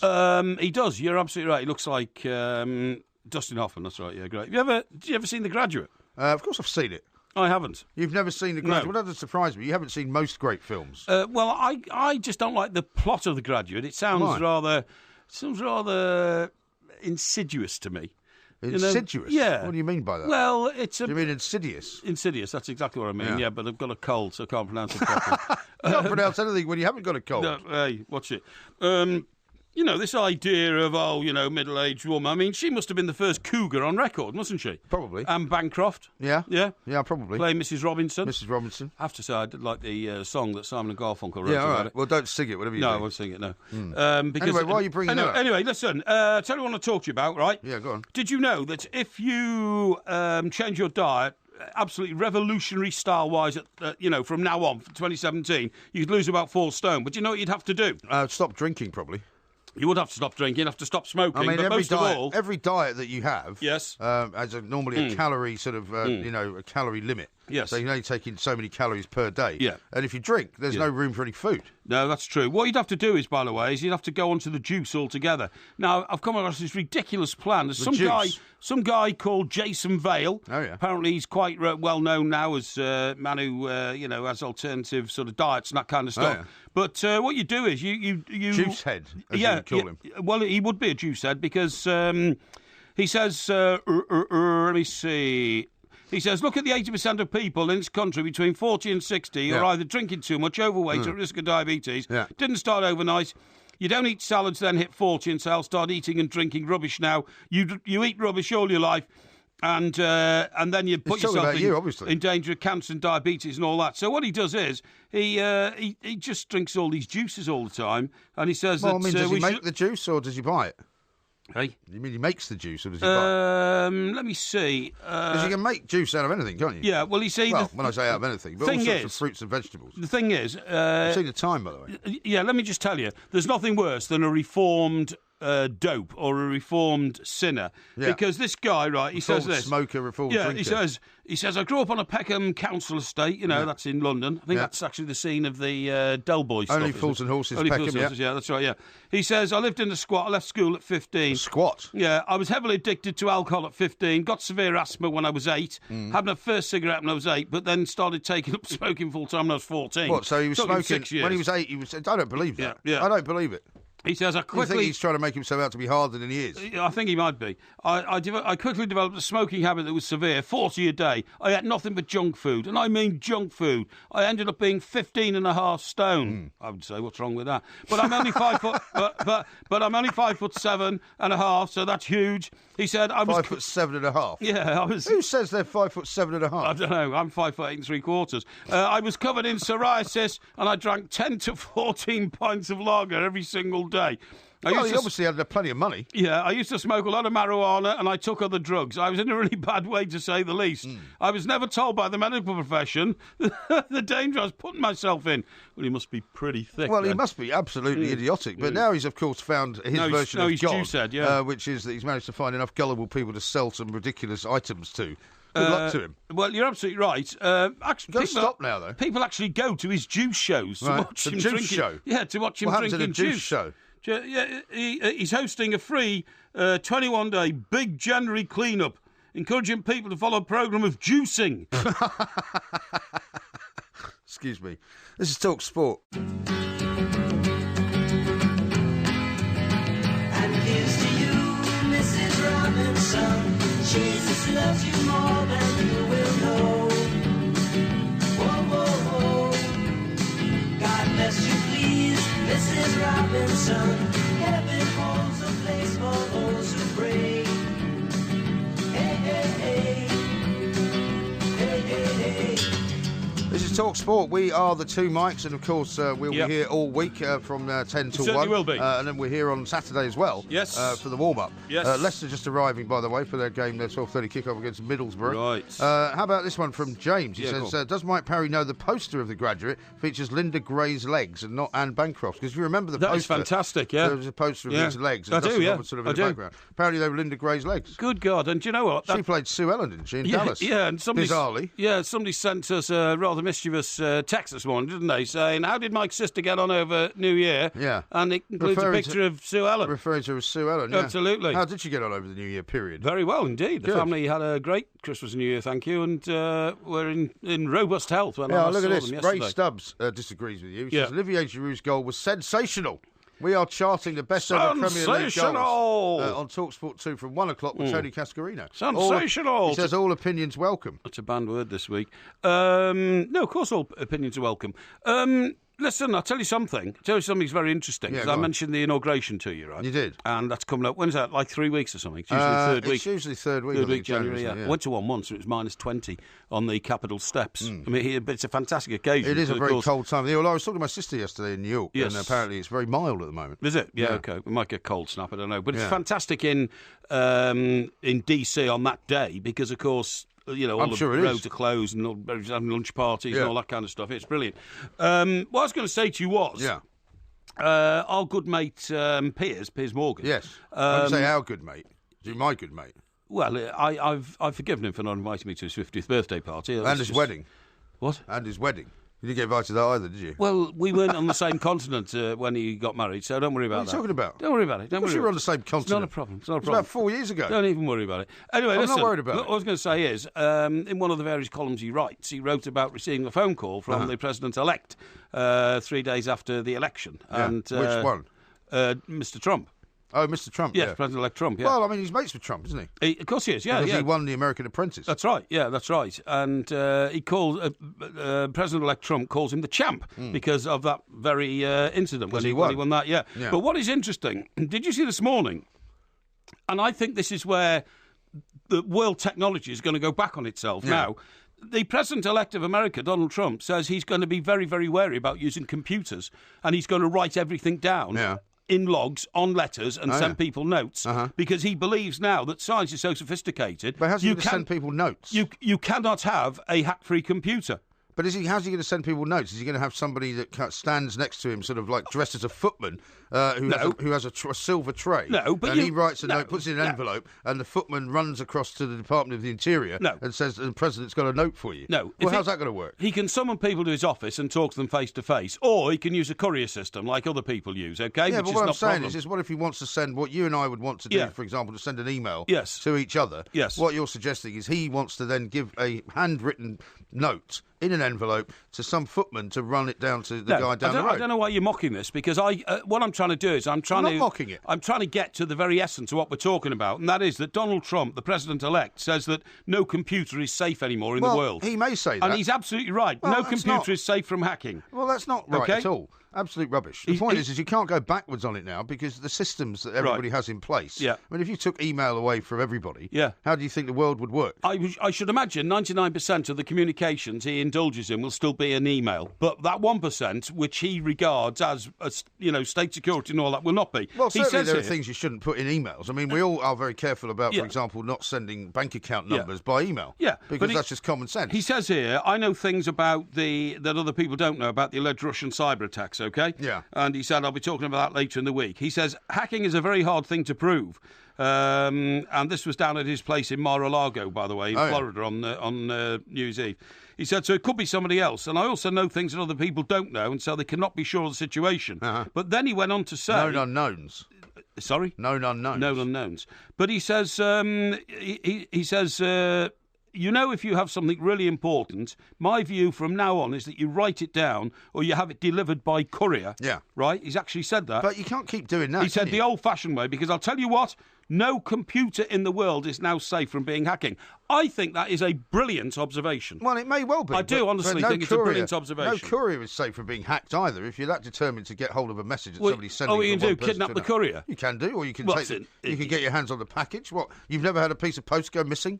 Well, hang on. If a courier's got it and it's in a briefcase, which is handcuffed to the arm of the courier, what are you suggesting? Thereby making it very obvious who he is and what he's carrying. I doubt if it'll be that obvious. Really? It'll be something much more sophisticated these days. I mean, I don't think going back to the future in whatever sort of ridiculous reverse method is going to work. No, we've had to turn technology back before, haven't we? Well, you just don't. You want this to happen because you don't understand technology. No, not at all. You would love it. You would love it. No, who are you?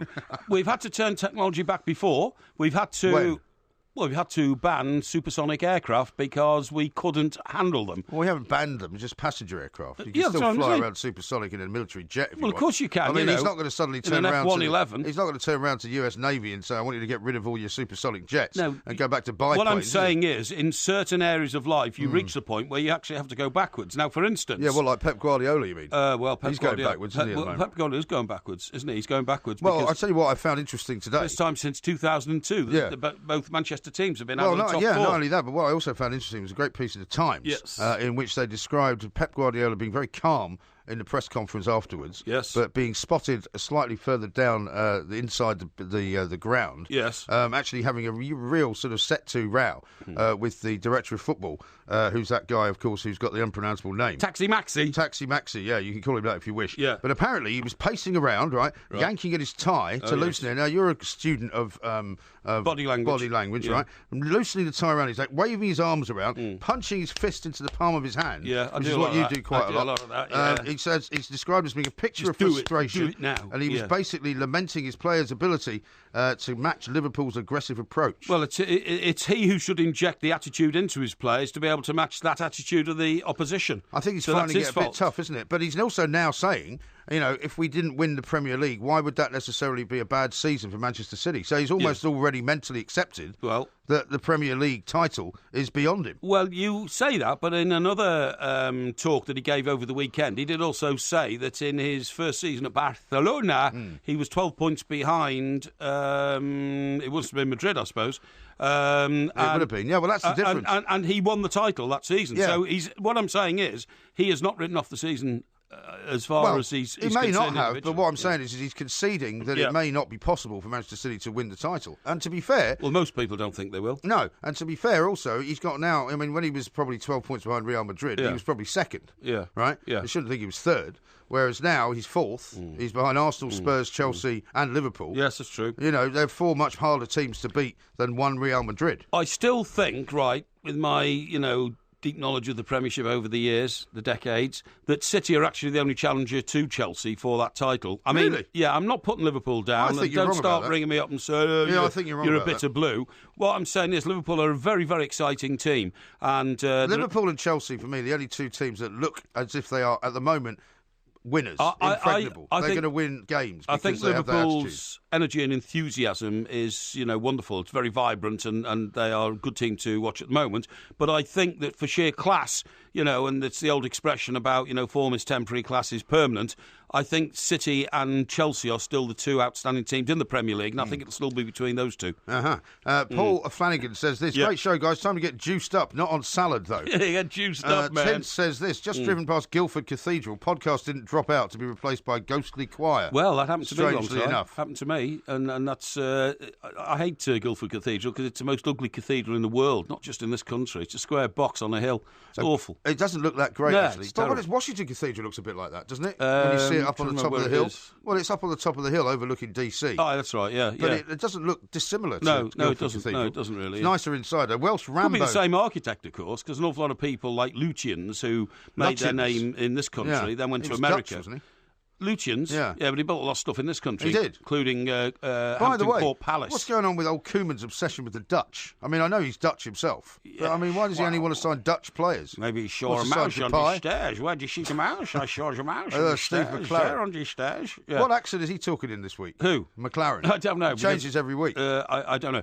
No, listen to this from Welsh Rambo. I started juicing last January. I lost 7 stone. 7 in stone? 2016. I now weigh 12 stone. I go to the gym 4 times a week. Don't mock it. It works. Who's that from? This is from Welsh Rambo, who presumably used to be 19 stone. The Welsh Rambo. And he's now only 12 stone. I tell you what. That's a pretty impressive loss. Welsh Rambo is a bit of a contradiction in terms, isn't it? Why? Well, you're not going to slag off the Welsh again. Well, I'm not going to slag off the Welsh, but I mean, I'm the Welsh Rambo. I mean, you can hardly see Silver Stallone, can you? Who? Hopping around Lake Silver Bala. Stallone? Sorry, Sly Stallone. My friend Sly Stallone, Everton fan. Yeah, of course. You hardly see him hopping around Bala Lake, could you? Running up and down Snowdonia. No, not really. But it could be a good place to train. Anyway, we're out of time, as ever. We've got lots more coming up. We've got to talk, of course, to Adrian Durham later on. I might ask him about Hull.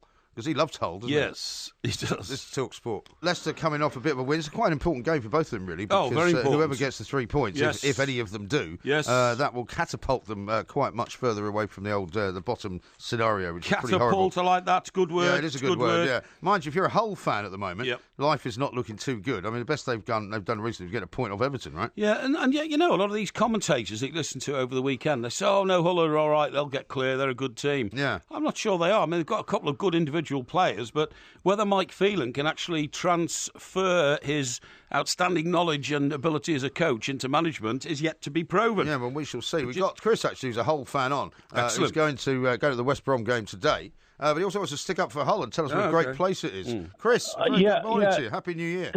Happy New Year to you, Muppets. Muppets? No, that's not a very nice way to start a conversation. Bit harsh. Well, you've been running Hull down. When was the last time you were in Hull? Last time I was in Hull, I would say... About 30 years ago for me. 30 for you? I would say that's the problem, isn't it? But it's gone downhill since then. Get yourselves out of your comfort zone and get yourselves to Hull and just see what have we got to look forward to if we come to Hull? Well, obviously the football's a bit ropey at the moment. So not the football then. So we'll cross off the football. Well, I'll come on to the reasons for that later. All right. No, you haven't got much longer. Well, it's not Mike Phelan, and it's not the players, and we've got more than 2 good players. You're going to blame the owners. It's what's going on behind the scene. That's what you need to get into. Well, it's been a bit tricky, hasn't it? We've got 2 Muppets running the club, and they put a lot of money in, though, Chris, haven't they? Well, no, they've admitted they're businessmen. They're not football men. Yeah, but they put a lot of money into the club. Without them, I'm not sure where Hull would be. Well, They've put money in, but they're now about to start asset stripping. Yeah. They're gonna sell some players from underneath Mike Phelan, and all he's going to get the opportunities to bring loanies in. Look, come to Hull. You still haven't told us. You still haven't told us what we're going to get if we come there. What's good in Hull? What's worth looking at? What's good in Hull? Well, look.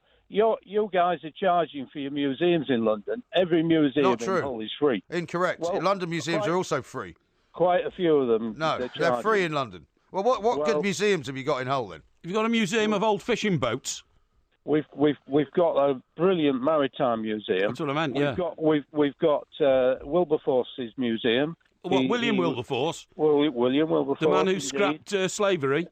Well, that's right. He was MP for Hull. It's not floating my boat so far, I'm afraid, Chris. What else you got? Look, we've got a fantastic art gallery.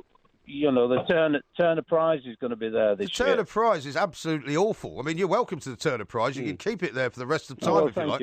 Thank you. What's the most famous painting in your art gallery?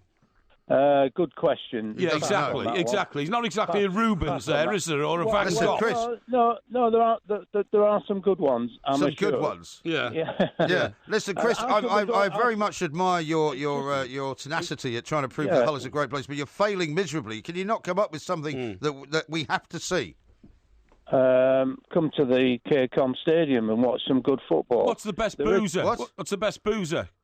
The best boozer, I would say, my best boozer would be the Whalebone on Wincoln Lee. There's a bit of a theme developing here. There's a theme developing here about around the sea, isn't there? Yeah, there is. Well, yeah. I mean, we're a big port.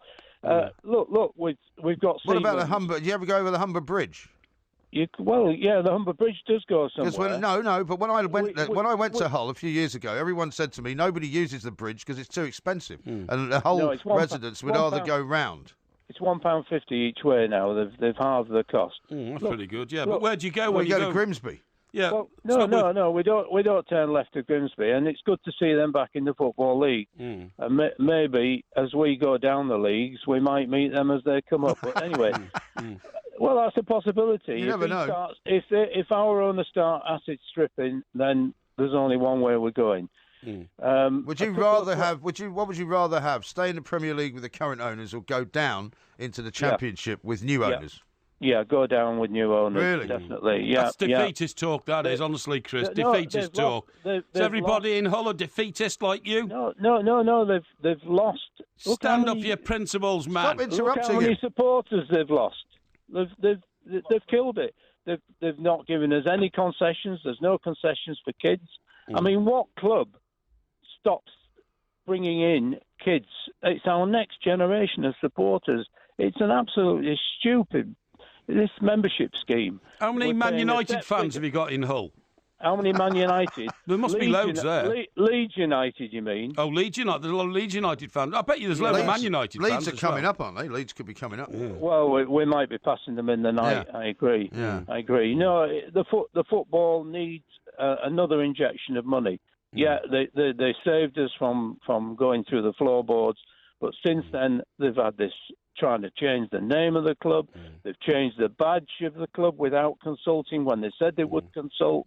The Alams are an absolute disgrace as owners of I'm sorry, Chris, but, you know, the old cry about it needs another injection of money is the socialist cry. Throw money at it and you can put everything right, you know. Oh, the National Health Service isn't working, give it more money. You know, if the police isn't working, give them more money. Sorry? You're always asking for more money. Well, I have an individual skill that the National Health Service doesn't actually individually have. What is that individual skill? All the communication powers. Money. All the big clubs have got an injection of money. Yeah, I mean, it's all very well for Porky. They're not sat on the backsides and relying on but you've got the same money as every other club in the Premier League now. No, Chris, you're very right there, because Porky's full of himself saying, oh, you don't just throw money at it. Everton have thrown money at it, and they only managed to get a 2-2 draw with Hull. So what does that tell you? Well, they were lucky to get a 2-2 draw, They were lucky, weren't they? Yeah, absolutely. If it hadn't been for our goalkeeper punching it into his own goal, let's hope that's the last game we've seen for a while from Marshall. Sure. Yeah, well, that was now, Chris, I agree, that was a free goal, yeah. We're nearly out of time, Chris. Listen, good luck today with West Brom, but I fear it's not going to be a particularly happy day for you. But see you in the League Cup final. And good luck with promoting Hull, because I think they need to find a new spokesman. That's right. Yeah, well, I did my best. Would you like Adrian Durham to stay away a bit more? Yeah, that's probably true, actually, yeah. Yeah, that's a good idea. Yeah, OK, yeah. We'll arrange that. We'll do that. Poor old Chris there, you've got to feel for the guy. You know, he supports a team at the bottom of the league, practically. Well, Swansea in a are city now below them. that should be the wiped city off. of culture. Yeah. Well, don't be too rude about it. No. The trouble with you is you don't understand subtlety. Yes. You've now jumped all over this just because I started having a go at Hull. No, I haven't. And you're beating it to death with a sledgehammer. I was the one who I'm poking it with a needle. I was the one who years ago said that the relevance of the Humber Bridge had yet to be determined. Well, it is relevant because it does go to Grimsby and it does... He just said it doesn't. He said, well, no, we don't turn left and go to Grimsby. You turn right and go somewhere else. No, he says they don't go to Grimsby, but the bridge goes to Grimsby, you plank. The point about Hull is it's the only place in the entire world where I've been where they serve pizza with chips on it. It's the only place in the world where they had pizza. An evening paper called the Daily Mail, the whole Daily Mail. The whole Daily Mail? Yeah, it was an evening paper. It's not an evening paper, is it? It is. You sure it's not a daily paper? No, honestly, it's an evening paper. It's the only one in the world that's called Daily and is an evening paper. But it comes out daily, doesn't it? It does, so but what's in the your evening. point? Well, because no other evening paper... What time does it come out? It comes out these days about 11 o'clock. So what, in the morning? Yeah. So it's called a Daily Mail? No, but for years it was called a Daily Mail. It was an evening paper. When did it come out then? 5:30 p.m. No, evening papers always come out in the morning. 2:30. 2:30 was the first edition. That's rubbish. You know what you're talking about. Listen, man, I've worked on the biggest evening newspapers in this country. Listen, okay? man. And I'll tell you. Yeah, but back in those days... 7 editions on the Birmingham Evening Mail. First one, 1:30. Back in those days when you still had, David Coleman writing stories for you. For God's sake. This is Talk Sport. I was king.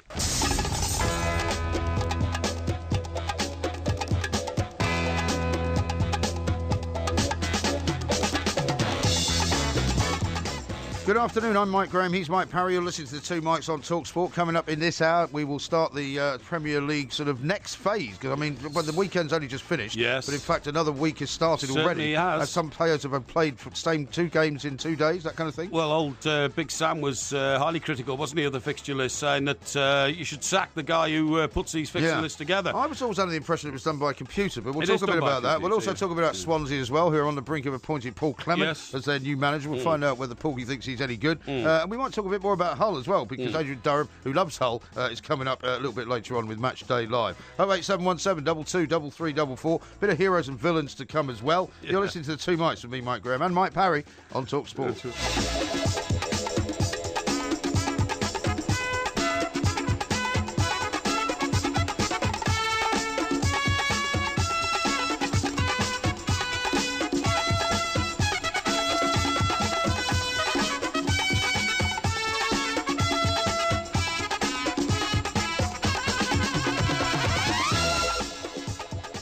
So, what are you laughing at? Well, I'm laughing at Hull, the doomed city, you know what I mean? Right. So we mentioned Hull. Old Pete Abbott, who does our news and sport, came and he said, the only time I went to Hull, he said, I locked myself out of my car.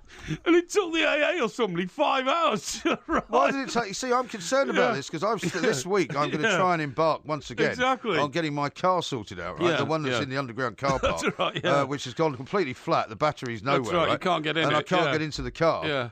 And I'm going to have to try and find somebody to get in. But if you're going to take people 5 hours to get in, you told me the other day that it's easy for people to get into cars. It is these days. They have like digital machines, which just replicate the code or something like that. But if the battery's flat, it doesn't work. Let me tell you what happened once when I told you, for years I worked at a petrol station, I was a sort of callow youth, This was when you used to help pass on the illegal diesel, right? Well, no, these guys used to arrive with tankerfuls of petrol from, various refineries in the middle of the night, and we used to store them, mysteriously in spare underground tanks and all this kind of stuff. Did you not think there was anything wrong with that? Well, I used to get paid 20 quid to turn a blind eye and put it in. That's a shocking admission. No, well, I was a naive kid. I didn't know what was going on. But anyway... Yeah, but you must have known something was wrong. But one time, I'll tell you, Pete just reminded me. So one time I'm at the petrol station working on a bank holiday or something like that, because I'm always working, and some of the guys that I went to school with at the King's School Chester didn't have the same work ethic. So one of them turns up in his dad's new car,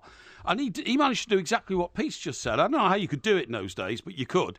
And so he got out of the car, and he came in to see me, and then he taught, and then he went out after he'd got his petrol and all that. He started the car, but then he thought he'd forgotten something, so he got out again, came back into the shop, then went out to find he'd locked himself out of the car, but with the engine running, okay? Right. And he said, "Oh, you work in a garage, you must be able to get in." I said, "I don't know how to get in." I said, "Unless you force the window with just smash it with a brick. Smash it with a brick, or use a coat hanger." I said, "But don't worry, because to make sure that you don't waste all the fuel, we can switch the engine off for you." And he said, "Oh, how'd you do that?" Thinking I was some kind of a genius, you know. And I said, "It's easy, it's like this." So I managed to undo the bonnet from the outside because it was a clip, and put the bonnet up, and then.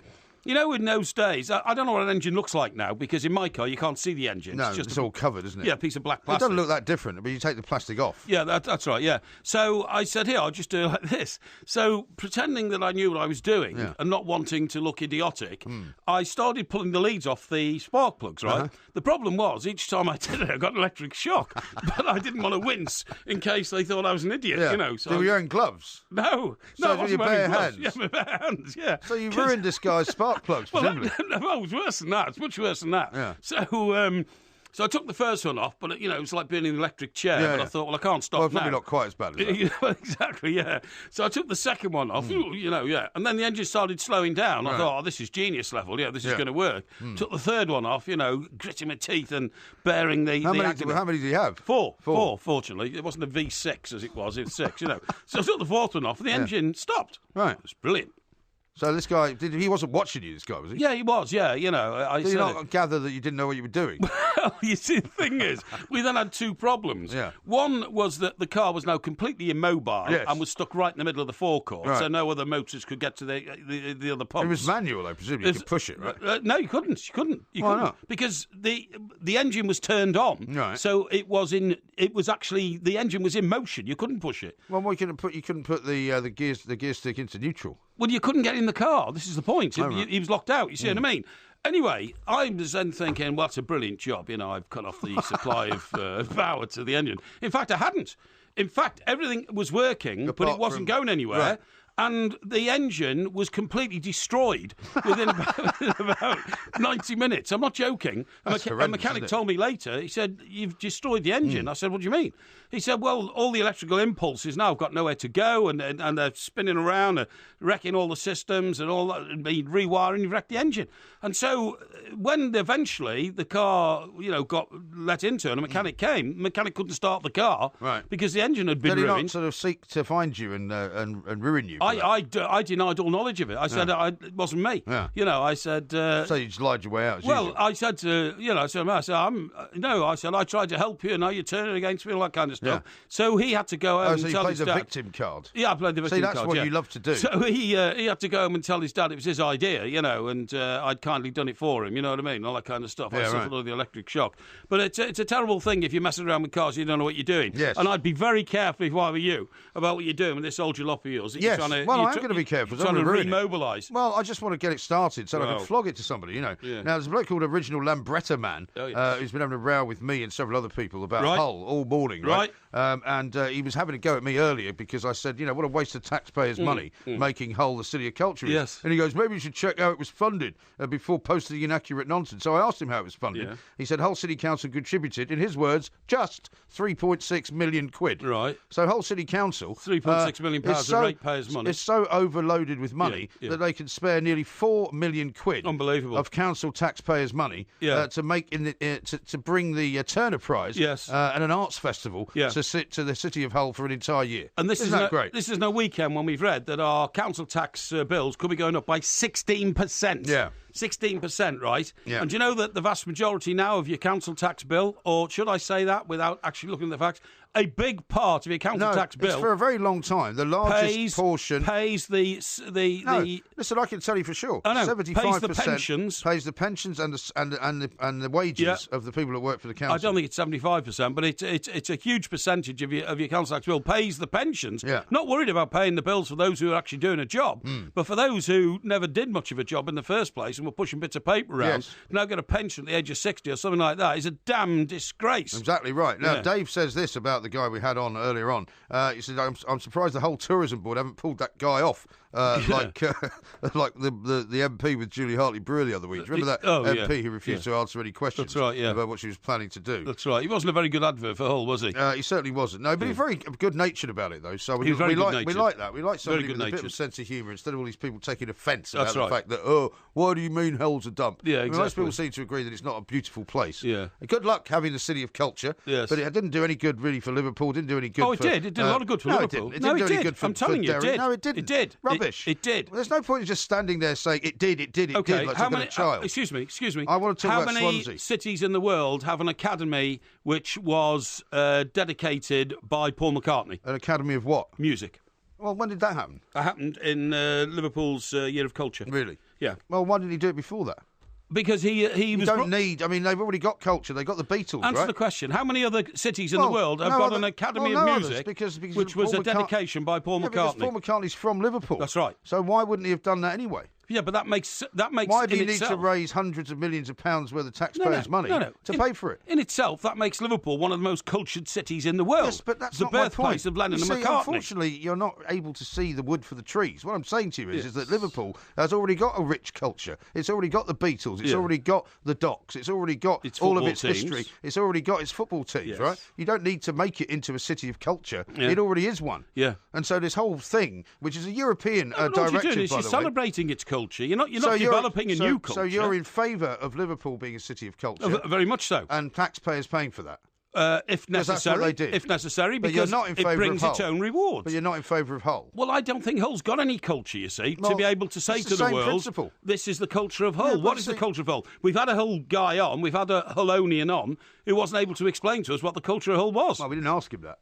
We you did. You can't say you're in favour of one city. I'm against the whole thing, right? I don't want anybody getting I think taxpayers' Glasgow money. was a good choice for Well, no, City of Culture. It's a waste of taxpayers' No, money. it's got a fantastic culture and history, Glasgow. But can you not see what I'm saying? No, I can't, because I don't think you explain yourself very well. All right. Well, what I'm saying is I don't think you need to get taxpayers' money paying to promote somewhere as, quotes, a city of culture for a whole year. That's what I'm saying. I'm saying you get an investment back which outstrips the amount of money you put into it, except for Hull, where Except for Hull? Yeah, because nobody's going to come to Hull because there isn't much there, that's all. Right. There's plenty in Liverpool, So there's you're plenty just in Glasgow. anti-Hull?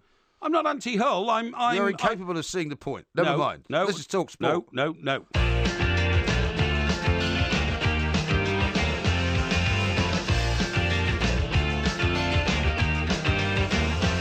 It's happy hour again. I think I might be happy if I wasn't out with them and they're happy. It's in love with us to be happy that the fire's full of bomber and is a shield. With a haircut, smile and the meaning of You like that song? Now, who is that? That's the House Martins. House Martins, Yeah. right, what have they done? Well, they've done that. It was a great song. They're from Hull. Oh, they're from Hull, are they? Yeah. Okay, yeah, when was that? Paul Heaton. When Remember was the Beautiful South? the what? Beautiful South, Have is you that heard them? of the Beautiful South? No, the Beautiful South was some guy. Excuse me. Why ask me about the Beautiful South? Because they were formed by Paul Heaton. Paul Heaton. Yeah. Who was in the House Martins. I thought that Paul Heaton I mean, it's once not said. difficult, this, is it? No, hang on. I thought Paul Heaton once said the Beautiful South was actually a tribute to London south of the river, which most people derided in favour of Islington and places like that, which are north of the river. No. It was. No, Paul Heaton's from Hull. Don't talk rubbish. I'm not talking rubbish. You have a look in your quote and you'll see he called it the Beautiful South because people so derided where he lived in Battersea instead of the north. I'm telling you. I'm Not telling true. you. Incorrect. I know. Old Porky tinkering with electrics on the car. I'm surprised he didn't blow the garage up Yeah, well, with the amount of actually- fumes floating about. Well, actually, that was the big worry. I thought then, when I was getting these electric shocks and these sparks were coming out. But in those Explains days... a lot, actually. Sorry? Explains a lot. It does, yeah. People were very ignorant of sort of safety measures on No, I mean, the forecourt. fact that you got so many electric shocks when you were in your formative years. Yeah, well, yeah, I could Let's explain talk to that, Adrian I suppose. Durham, because he's, of course, up at the City of Light. It's not the City of Light, Stadium of Light, Sunderland. That's right. Hosting Liverpool. Yeah. This is what happens when you work right with there. Porky for this kind of length of time. Can After a I while, just put you right on Paul Heaton? He's actually from Merseyside, so Porky really should have known. He's actually from the Whittle. Is He's he? from Bromborough, so Oh, you is he? should have known that. Yeah. But he did live in Hull, that's right. Oh, okay, fine. well, they're going to start. One of the things the City of Culture is going to promote is a music academy started by the House Martins, the Beautiful South, Paul Heaton and Jackie Abbott. And basically, what they're going to do is waste an awful lot of taxpayers' money on absolutely nothing at all that nobody's ever going to go and see. Why is nobody going to go and see it? Well, because Well, why nobody's would you? going to travel from anywhere outside of Hull to go to the Hull City of Culture, exhibits. Festival, And yeah. the Turner Prize they're selling is the big high point of it. The Turner Prize is rubbish. I'd like them to keep it in Hull for the rest of the time. Did you see the Turner Prize last year? The big golden bottom that nearly won it. Yeah, the big golden It depends bottom. if you're into modern art, it's brilliant. If you're not, then you're not. No, I mean, I'm into modern art. I just think the Turner Prize is a waste of time. Wasted time. how is it? It's a celebration of modern art. Oh, please. If you do, I didn't like. Certainly, I used to cover the Turner Prize every year, but Really? I did. Yeah. No, come off it. Hang on a second. What, is this going to be one of your journals, like Arts and Entertainment Weekly? No. It was a very cynical coverage of the Turner Prize. I think I'm in the same boat as you guys, but I also appreciate that some people do like it. Listen, Yeah, I don't mind what they do, right? I just don't want them wasting any of my money on it. What's wrong with developing a city? I mean, when you say city of culture, it's not saying this is a city of culture that's already developed. It's saying, there's some culture here. We want to develop it even more into something special. And Well, what's that's wrong fine. with that? Well, there's nothing wrong with it, but if What's they're the going point? to use my money and taxpayers' money to do it, I think it's wrong, because we don't have a lot of money. So you only around at want the it moment. used in your backyard, is that right? No, I don't care what they It's do. only if you can see it. That's all not the that point. matters, No, is it? what matters to me, Adrian, is how much money is being spent on it and where that money is coming from. Well, for many years. Wants, Let me get no, this hang on, if straight. somebody, You've asked the question, so I'm going to answer it. No, I Have haven't a asked look the at question yet. No, I haven't. This is I our would be show. You can surprised. talk You had as the much chance as to you go like to Hull on your Porky show. on Hang Friday on. night, and you couldn't There's even no be point bothered in to see your talking team. over me, Adrian. Well, you asked me a question. I'm No, trying I to didn't. answer it. I haven't asked you a question. I'm trying to explain to you what my point is. You asked me me a about question. taxpayers' money. Yeah, no, I didn't ask you. I told you. No, that was Just my rewind. answer. He did ask me. No, my answer to you was. I'm giving it's up my not- free time It's not. You're giving me free time. Really? Yes. I'm not on air till 1. Well, you're on air now, so don't talk absolute rot and listen. A kind and you might learn invitation which something. I have accepted out of the goodness of my heart. Yeah, well, you didn't have Do you time want to an talk answer, to or us are the you other just going day. to shout at me? Well, I'm just going to shout at you until you shut Okay. up and let me speak. Are you going to let me speak? Are you just going to ask another question that I can't? I didn't have ask a time to question. I was answer? trying to explain to you. Can I have time to answer the question? You or is will. that- Well, you will have. At what point? After which question? The Well, first, I'll second, tell third, you. or I'll tell fourth? you when you can speak. How about that? And make it a good question. Okay.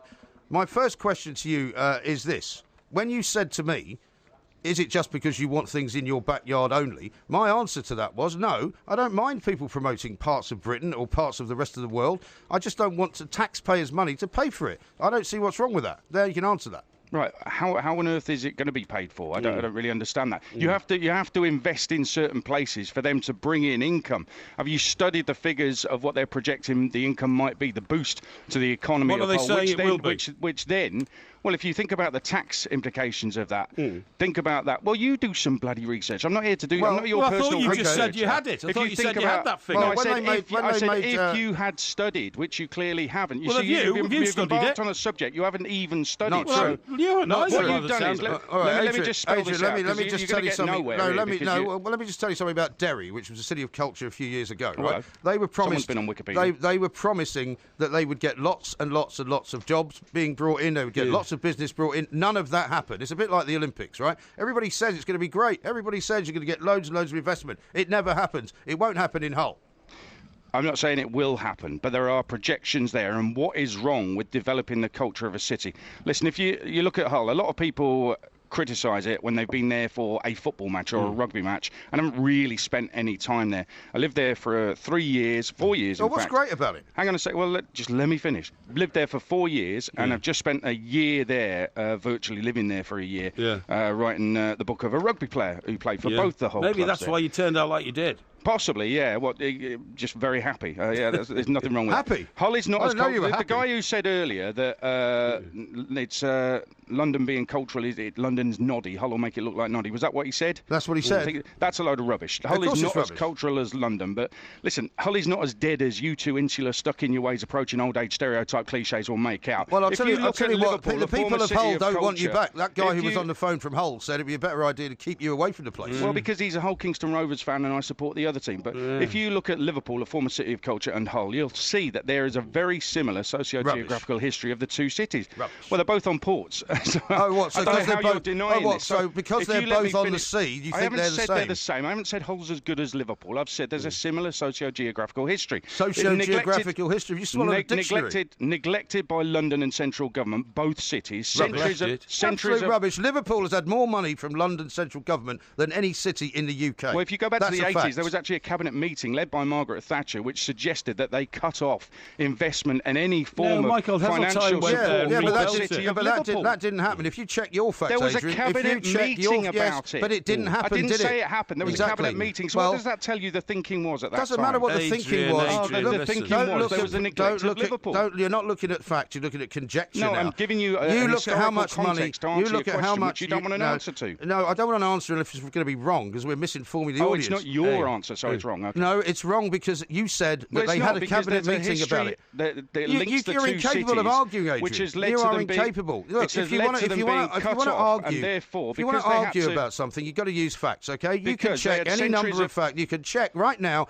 London has paid Liverpool more money than any other city in Britain, and that has been the case. You mean central government? Central government, yes. Yeah, central government, which runs the whole country, not just London. It's very long It's not time. like we all owe London a living. Hang on, I mean, you are so insular in that; it's incredible. Neglected by London and central government. Yeah, but you're just another one of these champagne socialists, right? That led to a natural nourishment of spirit and free thinking in both cities. Free thinking that has developed into a cultural attitude which you can only appreciate and admire. No, I don't understand what any of that means. Theatre, art and literature and music in both cities, which is very, very rich. And I admire it. So if Hull gets that boost for that culture to come to the fore, I have no problem with the people who are human beings. They are people. Why don't we of this just country. Give every city the Why city of on earth culture should they instead be of neglected singling just them out? because you lot sit in your big houses in Sussex and think, oh, I can't have this. Well, I'm not sure about that. I think there's more don't have culture. a big house in Sussex. I think there's more culture. Well, a nice flat in London, though. I think there's more culture, Adrian, in the jungle in Calais than there is in Hull. I'm sure there's a lot of culture in the jungle in Calais. Well, not much. Well, why not? When was the last time you were there? I think the trouble is... When was the last time you were in Hull? I think the problem is, Adrian, you're suffering from muddled... You're suffering up in Hull, have you? You're suffering from muddled thinking, right? We've been trying to do a gig in Hull for ages, actually, but we can't find... I would give up now if I were you. But we can't find... No, we enjoy having people coming to give us a hard time. We don't mind that. It's absolutely fine for us. Anyway, we're nearly out of time, Adrian, I'm afraid. So I'm glad to have enriched your show with this culture. Why don't I let you talk about something you know about, which is football? Do I? Really? Go on. By the way, I love the discussion about the Giroud goal. It's clearly a brilliant goal, but did you... of course it is. Have you seen the comment in The Guardian? I know you're not Guardian readers, you two. We are Guardian readers. We read every paper, A little bit too cultural, but Barney Ronay said, in one sense... Too many spelling mistakes in my life. Even that wondrous opening goal was simply a large, quite slow man falling over to brilliant effect. What a brilliant description of the goal. It was a great goal, no doubt about that. Sort of. It was better than Ross Barkley's, anyway. No, Ross Barkley... that's below the belt. Measured it. No, that is below the belt. Now, there's no good news in Sunderland today, is there? Because Liverpool are going to come up there and slaughter them, aren't they? I think because there was only 44 hours between Liverpool playing Man City and beating them, and playing pretty well as well, between that game and coming here to Sunderland, I thought, Sunderland might have a chance. But then it's only 48 hours since Sunderland got thrashed at Burnley. Their injury list has grown since they kicked off that game against Burnley. Their injury list is massive. They were cannon fodder for relegation anyway, Sunderland, and their injury list is so enormous. The cast of casualty are currently walking out on strike. So I can see nothing but a Liverpool win here today. So that's good news for Sunderland fans, because usually my predictions are wrong. Not in this case. It's all coming up after 1 o'clock, of course. Adrian Durham, Matchday Live. You feel free to give him as much information as you possibly can about Hull, the fine city of culture from which he emanates, or at least he spent 4 years in. This is talk which one of us is the winner. Absolutely. And you have to win overall. You can't just win like one category and another category. I agree. Now, would you like to go first with your first hero? I'll go for my first hero, okay? My first hero is Usain Bolt. Usain Bolt. You mean Usain Bolt? Usain Bolt. Yeah, now, why? you get a lot of people in the world of, showbiz and celebrity who pretend to be fans of football because they think it's a popular sport, okay? Right. Usain Bolt actually phoned in to MUTV after Manchester United's last game and just called himself Usain from Jamaica. Oh, yeah. And they had to double check that it was Usain Bolt, and he came on. Well, he wants to play for them, doesn't he? Yeah, exactly. And he came on and evaluated the whole game. And I think to be that immodest when you're one of the most famous men in the world and one of the greatest athletes that's ever set foot on earth, I think it's a tribute to the guy. Yeah, I think you're absolutely right. Well, I'll go first with one of my heroes, and funnily enough, it's also Manchester United related, but it's Zlatan Ibrahimovic. Yeah. Now, he's a man who you said, and amongst many other people said, it was too old for the Premier League. He's never going to be any good. Yes. Bad idea to bring him in as like the main strike force for what should be a young team. You did, actually. No, I didn't. I said I thought it'd be sensational. No, you did not say that at all. You did not. Absolute rubbish. Anyway, I said I thought he'd be brilliant, and so it has proved. I thought it was ridiculous that they postponed or they cancelled his goal yesterday. just because they thought it was somehow dangerous play. Of course, that was a great goal, and it should have always been the case. But Zlatan Ibrahimovic is my first hero. Why individually is he a hero at the moment? Well, because he's scoring practically every game. Yes. He's keeping Manchester United on track. But he had a goal ruled out yesterday. He had a goal. Yeah, but how that can was you be a hero when you didn't score? Well, that was a goal. It should not have been ruled out. It was a goal fair and square. The fact that the referee got it wrong is indicative of the problems that we now have with playing proper football. But the record books will say that goal did not happen. It doesn't matter. You're making him a hero. Well, because he scored in every... The current Manchester United campaign, which has got them breathing down the necks of the top four, is all down to him and his goal scoring. But you picked a moment when he didn't actually score, yeah? Is that right? No, I haven't picked a moment he didn't score. No, he's a hero overall for doing what he's been doing for Manchester United. Okay, just forensically examining. I mean, if you want to give somebody a heroic status for making a phone call, then by all means criticise mine. No, but, really, that's pretty pathetic. Not at all, not at all. Why don't you give us your first villain? Right, my first villain is Peter Wright, the darts player. Now, I know that darts is built these days on the razzmatazz, for want of a better word, and the singing, the shouting, the screaming, the walk down to the hockey, which I've done myself, by the way, at Ali Pally. That's just why you're mentioning it. No, I was once invited to do it. But did they have any women that were smaller than you, or were they taller than you? They were taller because they were all wearing 6-inch heels, and very glamorous people they are there as well.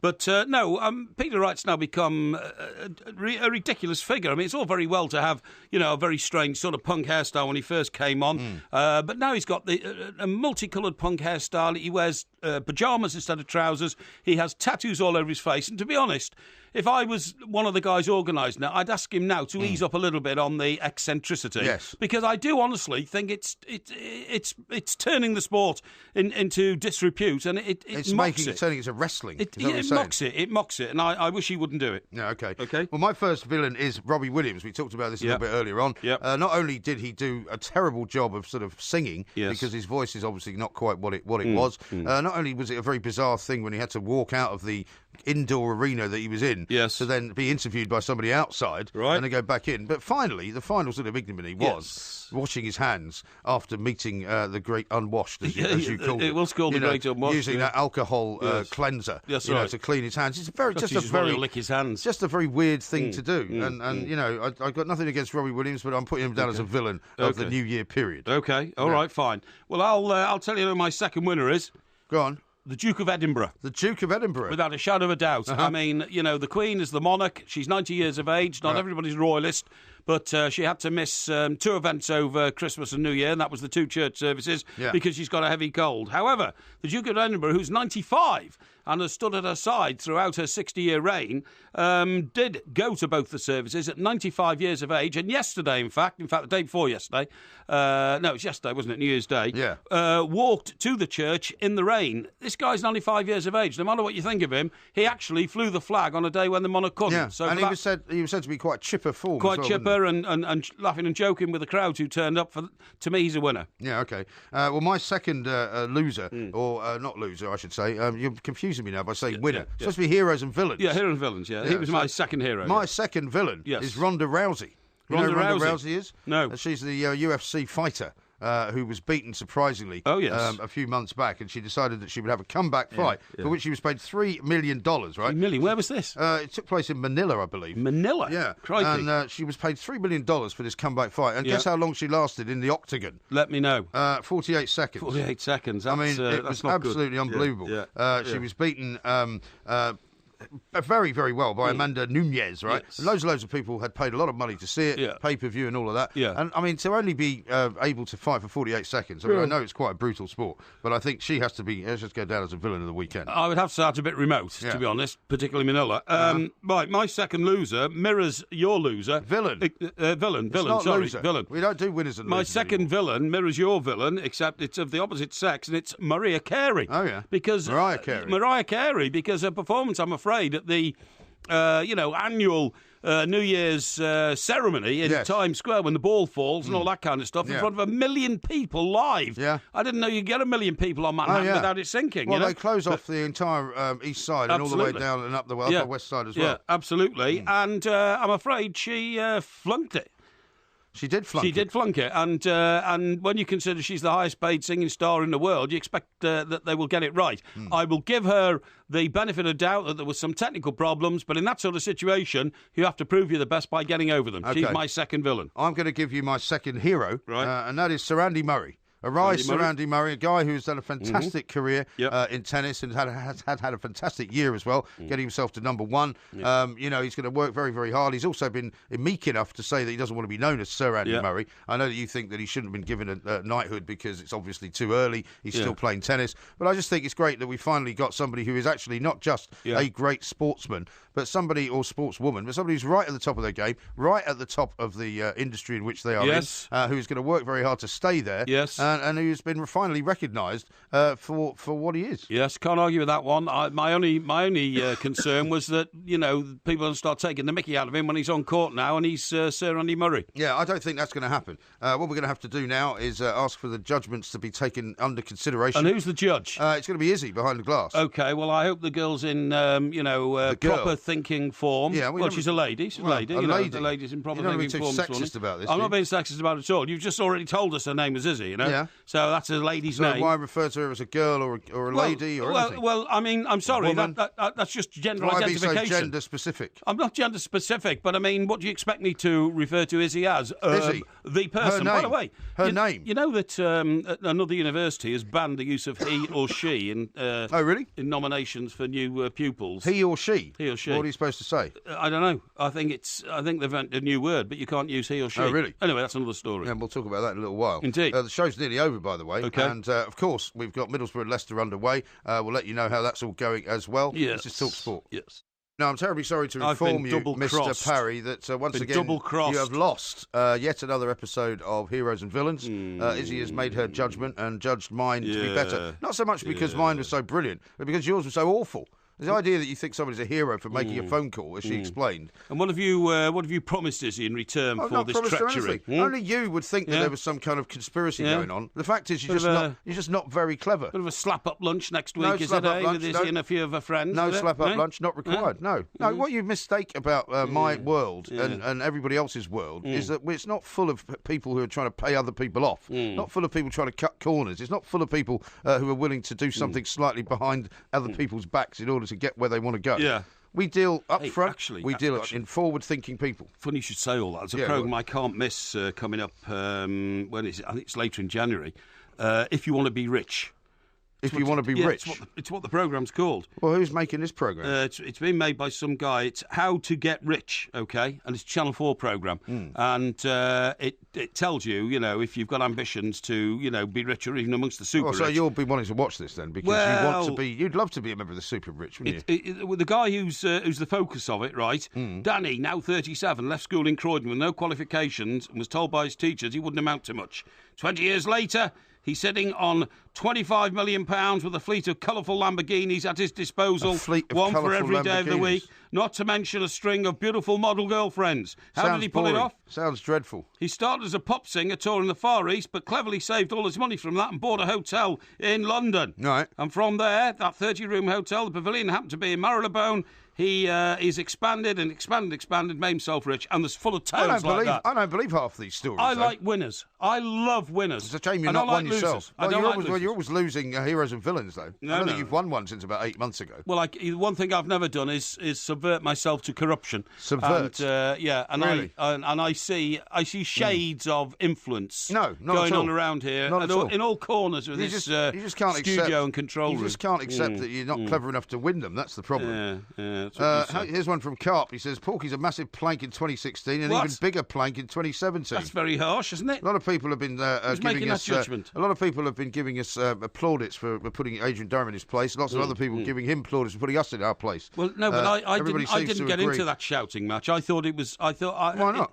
Well, I didn't want to lower myself to that sort of level of, I said, you said, he said, you said. Well, you do that throughout the whole show. Don't shout over me and all that kind of stuff. I wasn't prepared to get into that. You do that throughout the whole show. I maintain my dignity. I think you'll find the verdict of the listeners will be, only Porky maintains his dignity. That's not true. Not one person has sent that in. I think it is. Not one person has sent that in. I think it is. Listen, I want to tell you something about HS2, because, I don't like HS2, okay? No, why don't you like HS2? I don't like HS2 because it's going to be this is the new railway system, which is proposed by the last government, which the current government seem to be perpetuating. And the reason I don't like it is it's a complete waste of money. You're talking about, like, you know, up to 70 billion quid and all that kind of stuff. And it won't work because we don't need it. I thought they were going to give it up. Aren't they supposed to be scrapping it? Well, no, they're not. This is the very point. Did Theresa May say she was going to scrap it? Well, no, I haven't seen that anywhere. If you know that information, mate, that's very hard. No, she said that she was going to scrap it before she got into power. Well, I don't know. Now that she's in power, it may not be the case. But anyway, another reason why I feel we should just bin it altogether is this. Professor Eric Laithwaite, right, who is a professor at Imperial College London, do you know that he invented the linear motor, which is the principle behind the drive and lift, the drive and lift of what's called the Maglev train that operates in Japan. And that's the one that sort of floats, isn't it? Absolutely. You know this train that goes at 310 miles an hour? Yes. It floats 10 centimetres off the ground, but it's all held in place by magnetic attractions, OK? It's got no track. It does not produce emissions. It has no mechanical friction. Yeah. The Chinese have got a similar train, same technology, which operates on the runs out of Shanghai Airport around the country. So why can't we have one? Exactly, because our professor here, Eric Laithwaite, is here. Now, in contrast to that, we're building the HS2, and it is based on technology that is already completely out of date in the world. Exactly. It's completely out of date. Well, this is the problem. They're going to run a train. I mean, it's a bit like the Eurostar, right? The Eurostar runs between London and Calais. That's right. Or Folkestone, rather, wherever it goes, at a much slower rate than it runs in France because the track can't handle it. Exactly. Joke. What I'm saying is that in building the HS2, which still has old-fashioned things called trains that have wheels on them, they're all going to go wrong because wheels bring friction. Friction brings wear. Wear brings tear. Yeah. That means you've got to spend money on repairing them, all that kind of stuff. I like it. Why can't we go to Imperial College London, go and see the prof, Eric Laithwaite, and get him to build us a maglev train that floats off the ground? Well, there must be a reason why. God knows. I mean, maybe they can't build the line anywhere, the track or nobody's something. thought about it. No, well, if you can build lines for HS2, why not stop building HS2 and start building magnetic tracks which you can float trains on at 300 miles an hour? That would be something. Yeah, or maybe you should get, Amazon involved, because they're going to have their floating warehouse. Maybe they could have some other form of floating device which could actually get you from point A to point B faster than one of these trains, which is either permanently on strike, replaced by a bus, or just not running because of the leaves on the line. Yeah. What's sometimes wrong with you now? Your inability to grasp a situation boggles my mind, I'm telling you. Why does it boggle your mind? Well, you're going on about the Amazon warehouse. That is a logical plan to store things in the air where there's lots of space, not store them on the ground. Well, I still haven't worked out where exactly you're going to put it. Well, no, you just don't have the breadth of thought I have, and that is absolutely true. That's absolutely true. Now, are you going to go and get yourself sorted out on the cold front? Because I've had a cold that you gave me for a month, right? I think it's just about leaving me, and now I'm able to transfer it back to you. But you, of course, with only 1/3 of your heart working, will have to be a bit more careful. I can assure you I did not give you the cold because I've been lucky enough not to have had a cold this year. Last year, I had the flu jab because I'm very high risk. Only 1/3 of my heart works, and therefore I have to be... That's 49% now, I have to be inured against, chronic cold and flu symptoms because the strain it puts on what's left of my heart. Oh, yeah. So last year I had it, and I got 2 terrible doses of flu, right? So this year I didn't. So what was the point of getting the flu jab? Well, exactly. This year I didn't. I didn't. And I thought, why not? And then I got right to the end of the year without any cold symptoms at all. I've now got a cold. But fingers crossed. It doesn't sound like a terrible one, though, does No, it? I was going to say, fingers crossed, so far, it hasn't turned into the lurgy. No. And that's what I really fear. Well, because my worry is if you get it again badly, just as I'm getting rid of this, you'll be giving you a new version of it. Well, I hope not. I have no wish to do that whatsoever, of course. Will you be watching the football this afternoon? Of course, yeah. There's quite a few games that we could discuss. What we haven't discussed really quite yet is Paul Clement's arrival at Swansea, which is imminent. Apparently, we're told he's going to be watching the game, which is tomorrow. Okay. Right, so it looks like he's going to be appointed sometime in the next 24 hours. He's not going to be in the dugout. No. So what we're told, yes. But he is going to be watching the game as the sort of the new manager, if you like. Yeah. But you've got Everton, Southampton, Manchester City, Burnley, Sunderland, Liverpool, West Brom, Hull, West Ham, Man United. Okay. In addition to Middlesbrough, Leicester, which is on now. It's on now, that's right, yeah. My big concern, of course, is Everton, Southampton. As I say, we lost that game after conceding a goal in the first minute right near the start of the season. But I believe Everton will win this afternoon by 2 clear goals. Really? That'll be either 2-0 or 3-1. You said that Hull would win they would beat Hull by 2 clear goals as well. I did, but I did say they'd beat Leicester by 2 clear goals, and they did.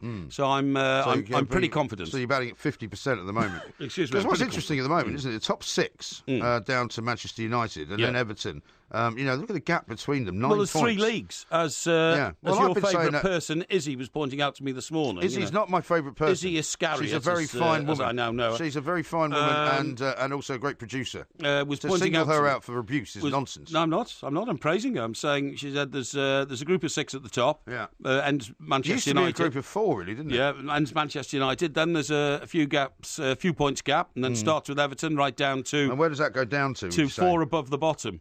Okay. Bottom 4. Well, that means it goes down to Middlesbrough. That's right, yeah. And Leicester. Yeah, absolutely, yeah. I wonder if there's even more groups than that, but you never know. Yeah. I mean, the problem now for Everton is how do they get into that top 6? I mean, that should be the question. Oh, of course, that's the plan. Top 6 and then top 4 and then top 1.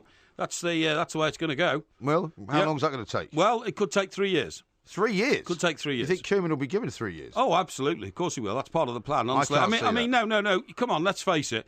With the greatest respect to Bobcat Bob, Mr. Koeman is not a chancer. He's not a guy who's got no track record in managing teams in the Premier League. Why are you picking on Bobcat Bob? Because Bobcat Bob didn't have any track record in managing the Premier League. Yeah, that's was true. a bit of a chancer because Paul he didn't know where Clement has to never go. managed in the Premier League either. Well, Paul Clement is an interesting appointment, and it'd be nice to know what his employers at Swansea are going to explain to us about the reasons for appointing him. Yes. Because nobody else in the football world can work it out. Well, lots of people say he is a great coach, that he's a great thinker. Well, Mike Phelan was a great coach. Yeah. And he doesn't make you a great manager. But my argument is that basically they might as well have kept Bobcat Bob there. He might have been able to get the players to do something, but nobody's going to be able to do anything with these Swansea players. You've got to go right back to Gary Monk and say, that was a panic. That was the panic sacking of the last few years, really. Because if he was still there, they wouldn't be in the position they're in now.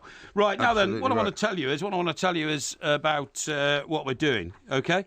Yeah, 2 mics on TalkSport with Wicks. You know about that, don't you? Yeah, we've got That's we've actually got the prize to give away because £100 of Wicks vouchers. Excellent. We're going to give it to Louis or Lewis. You remember him? He was a Spurs fan that rang in very early on.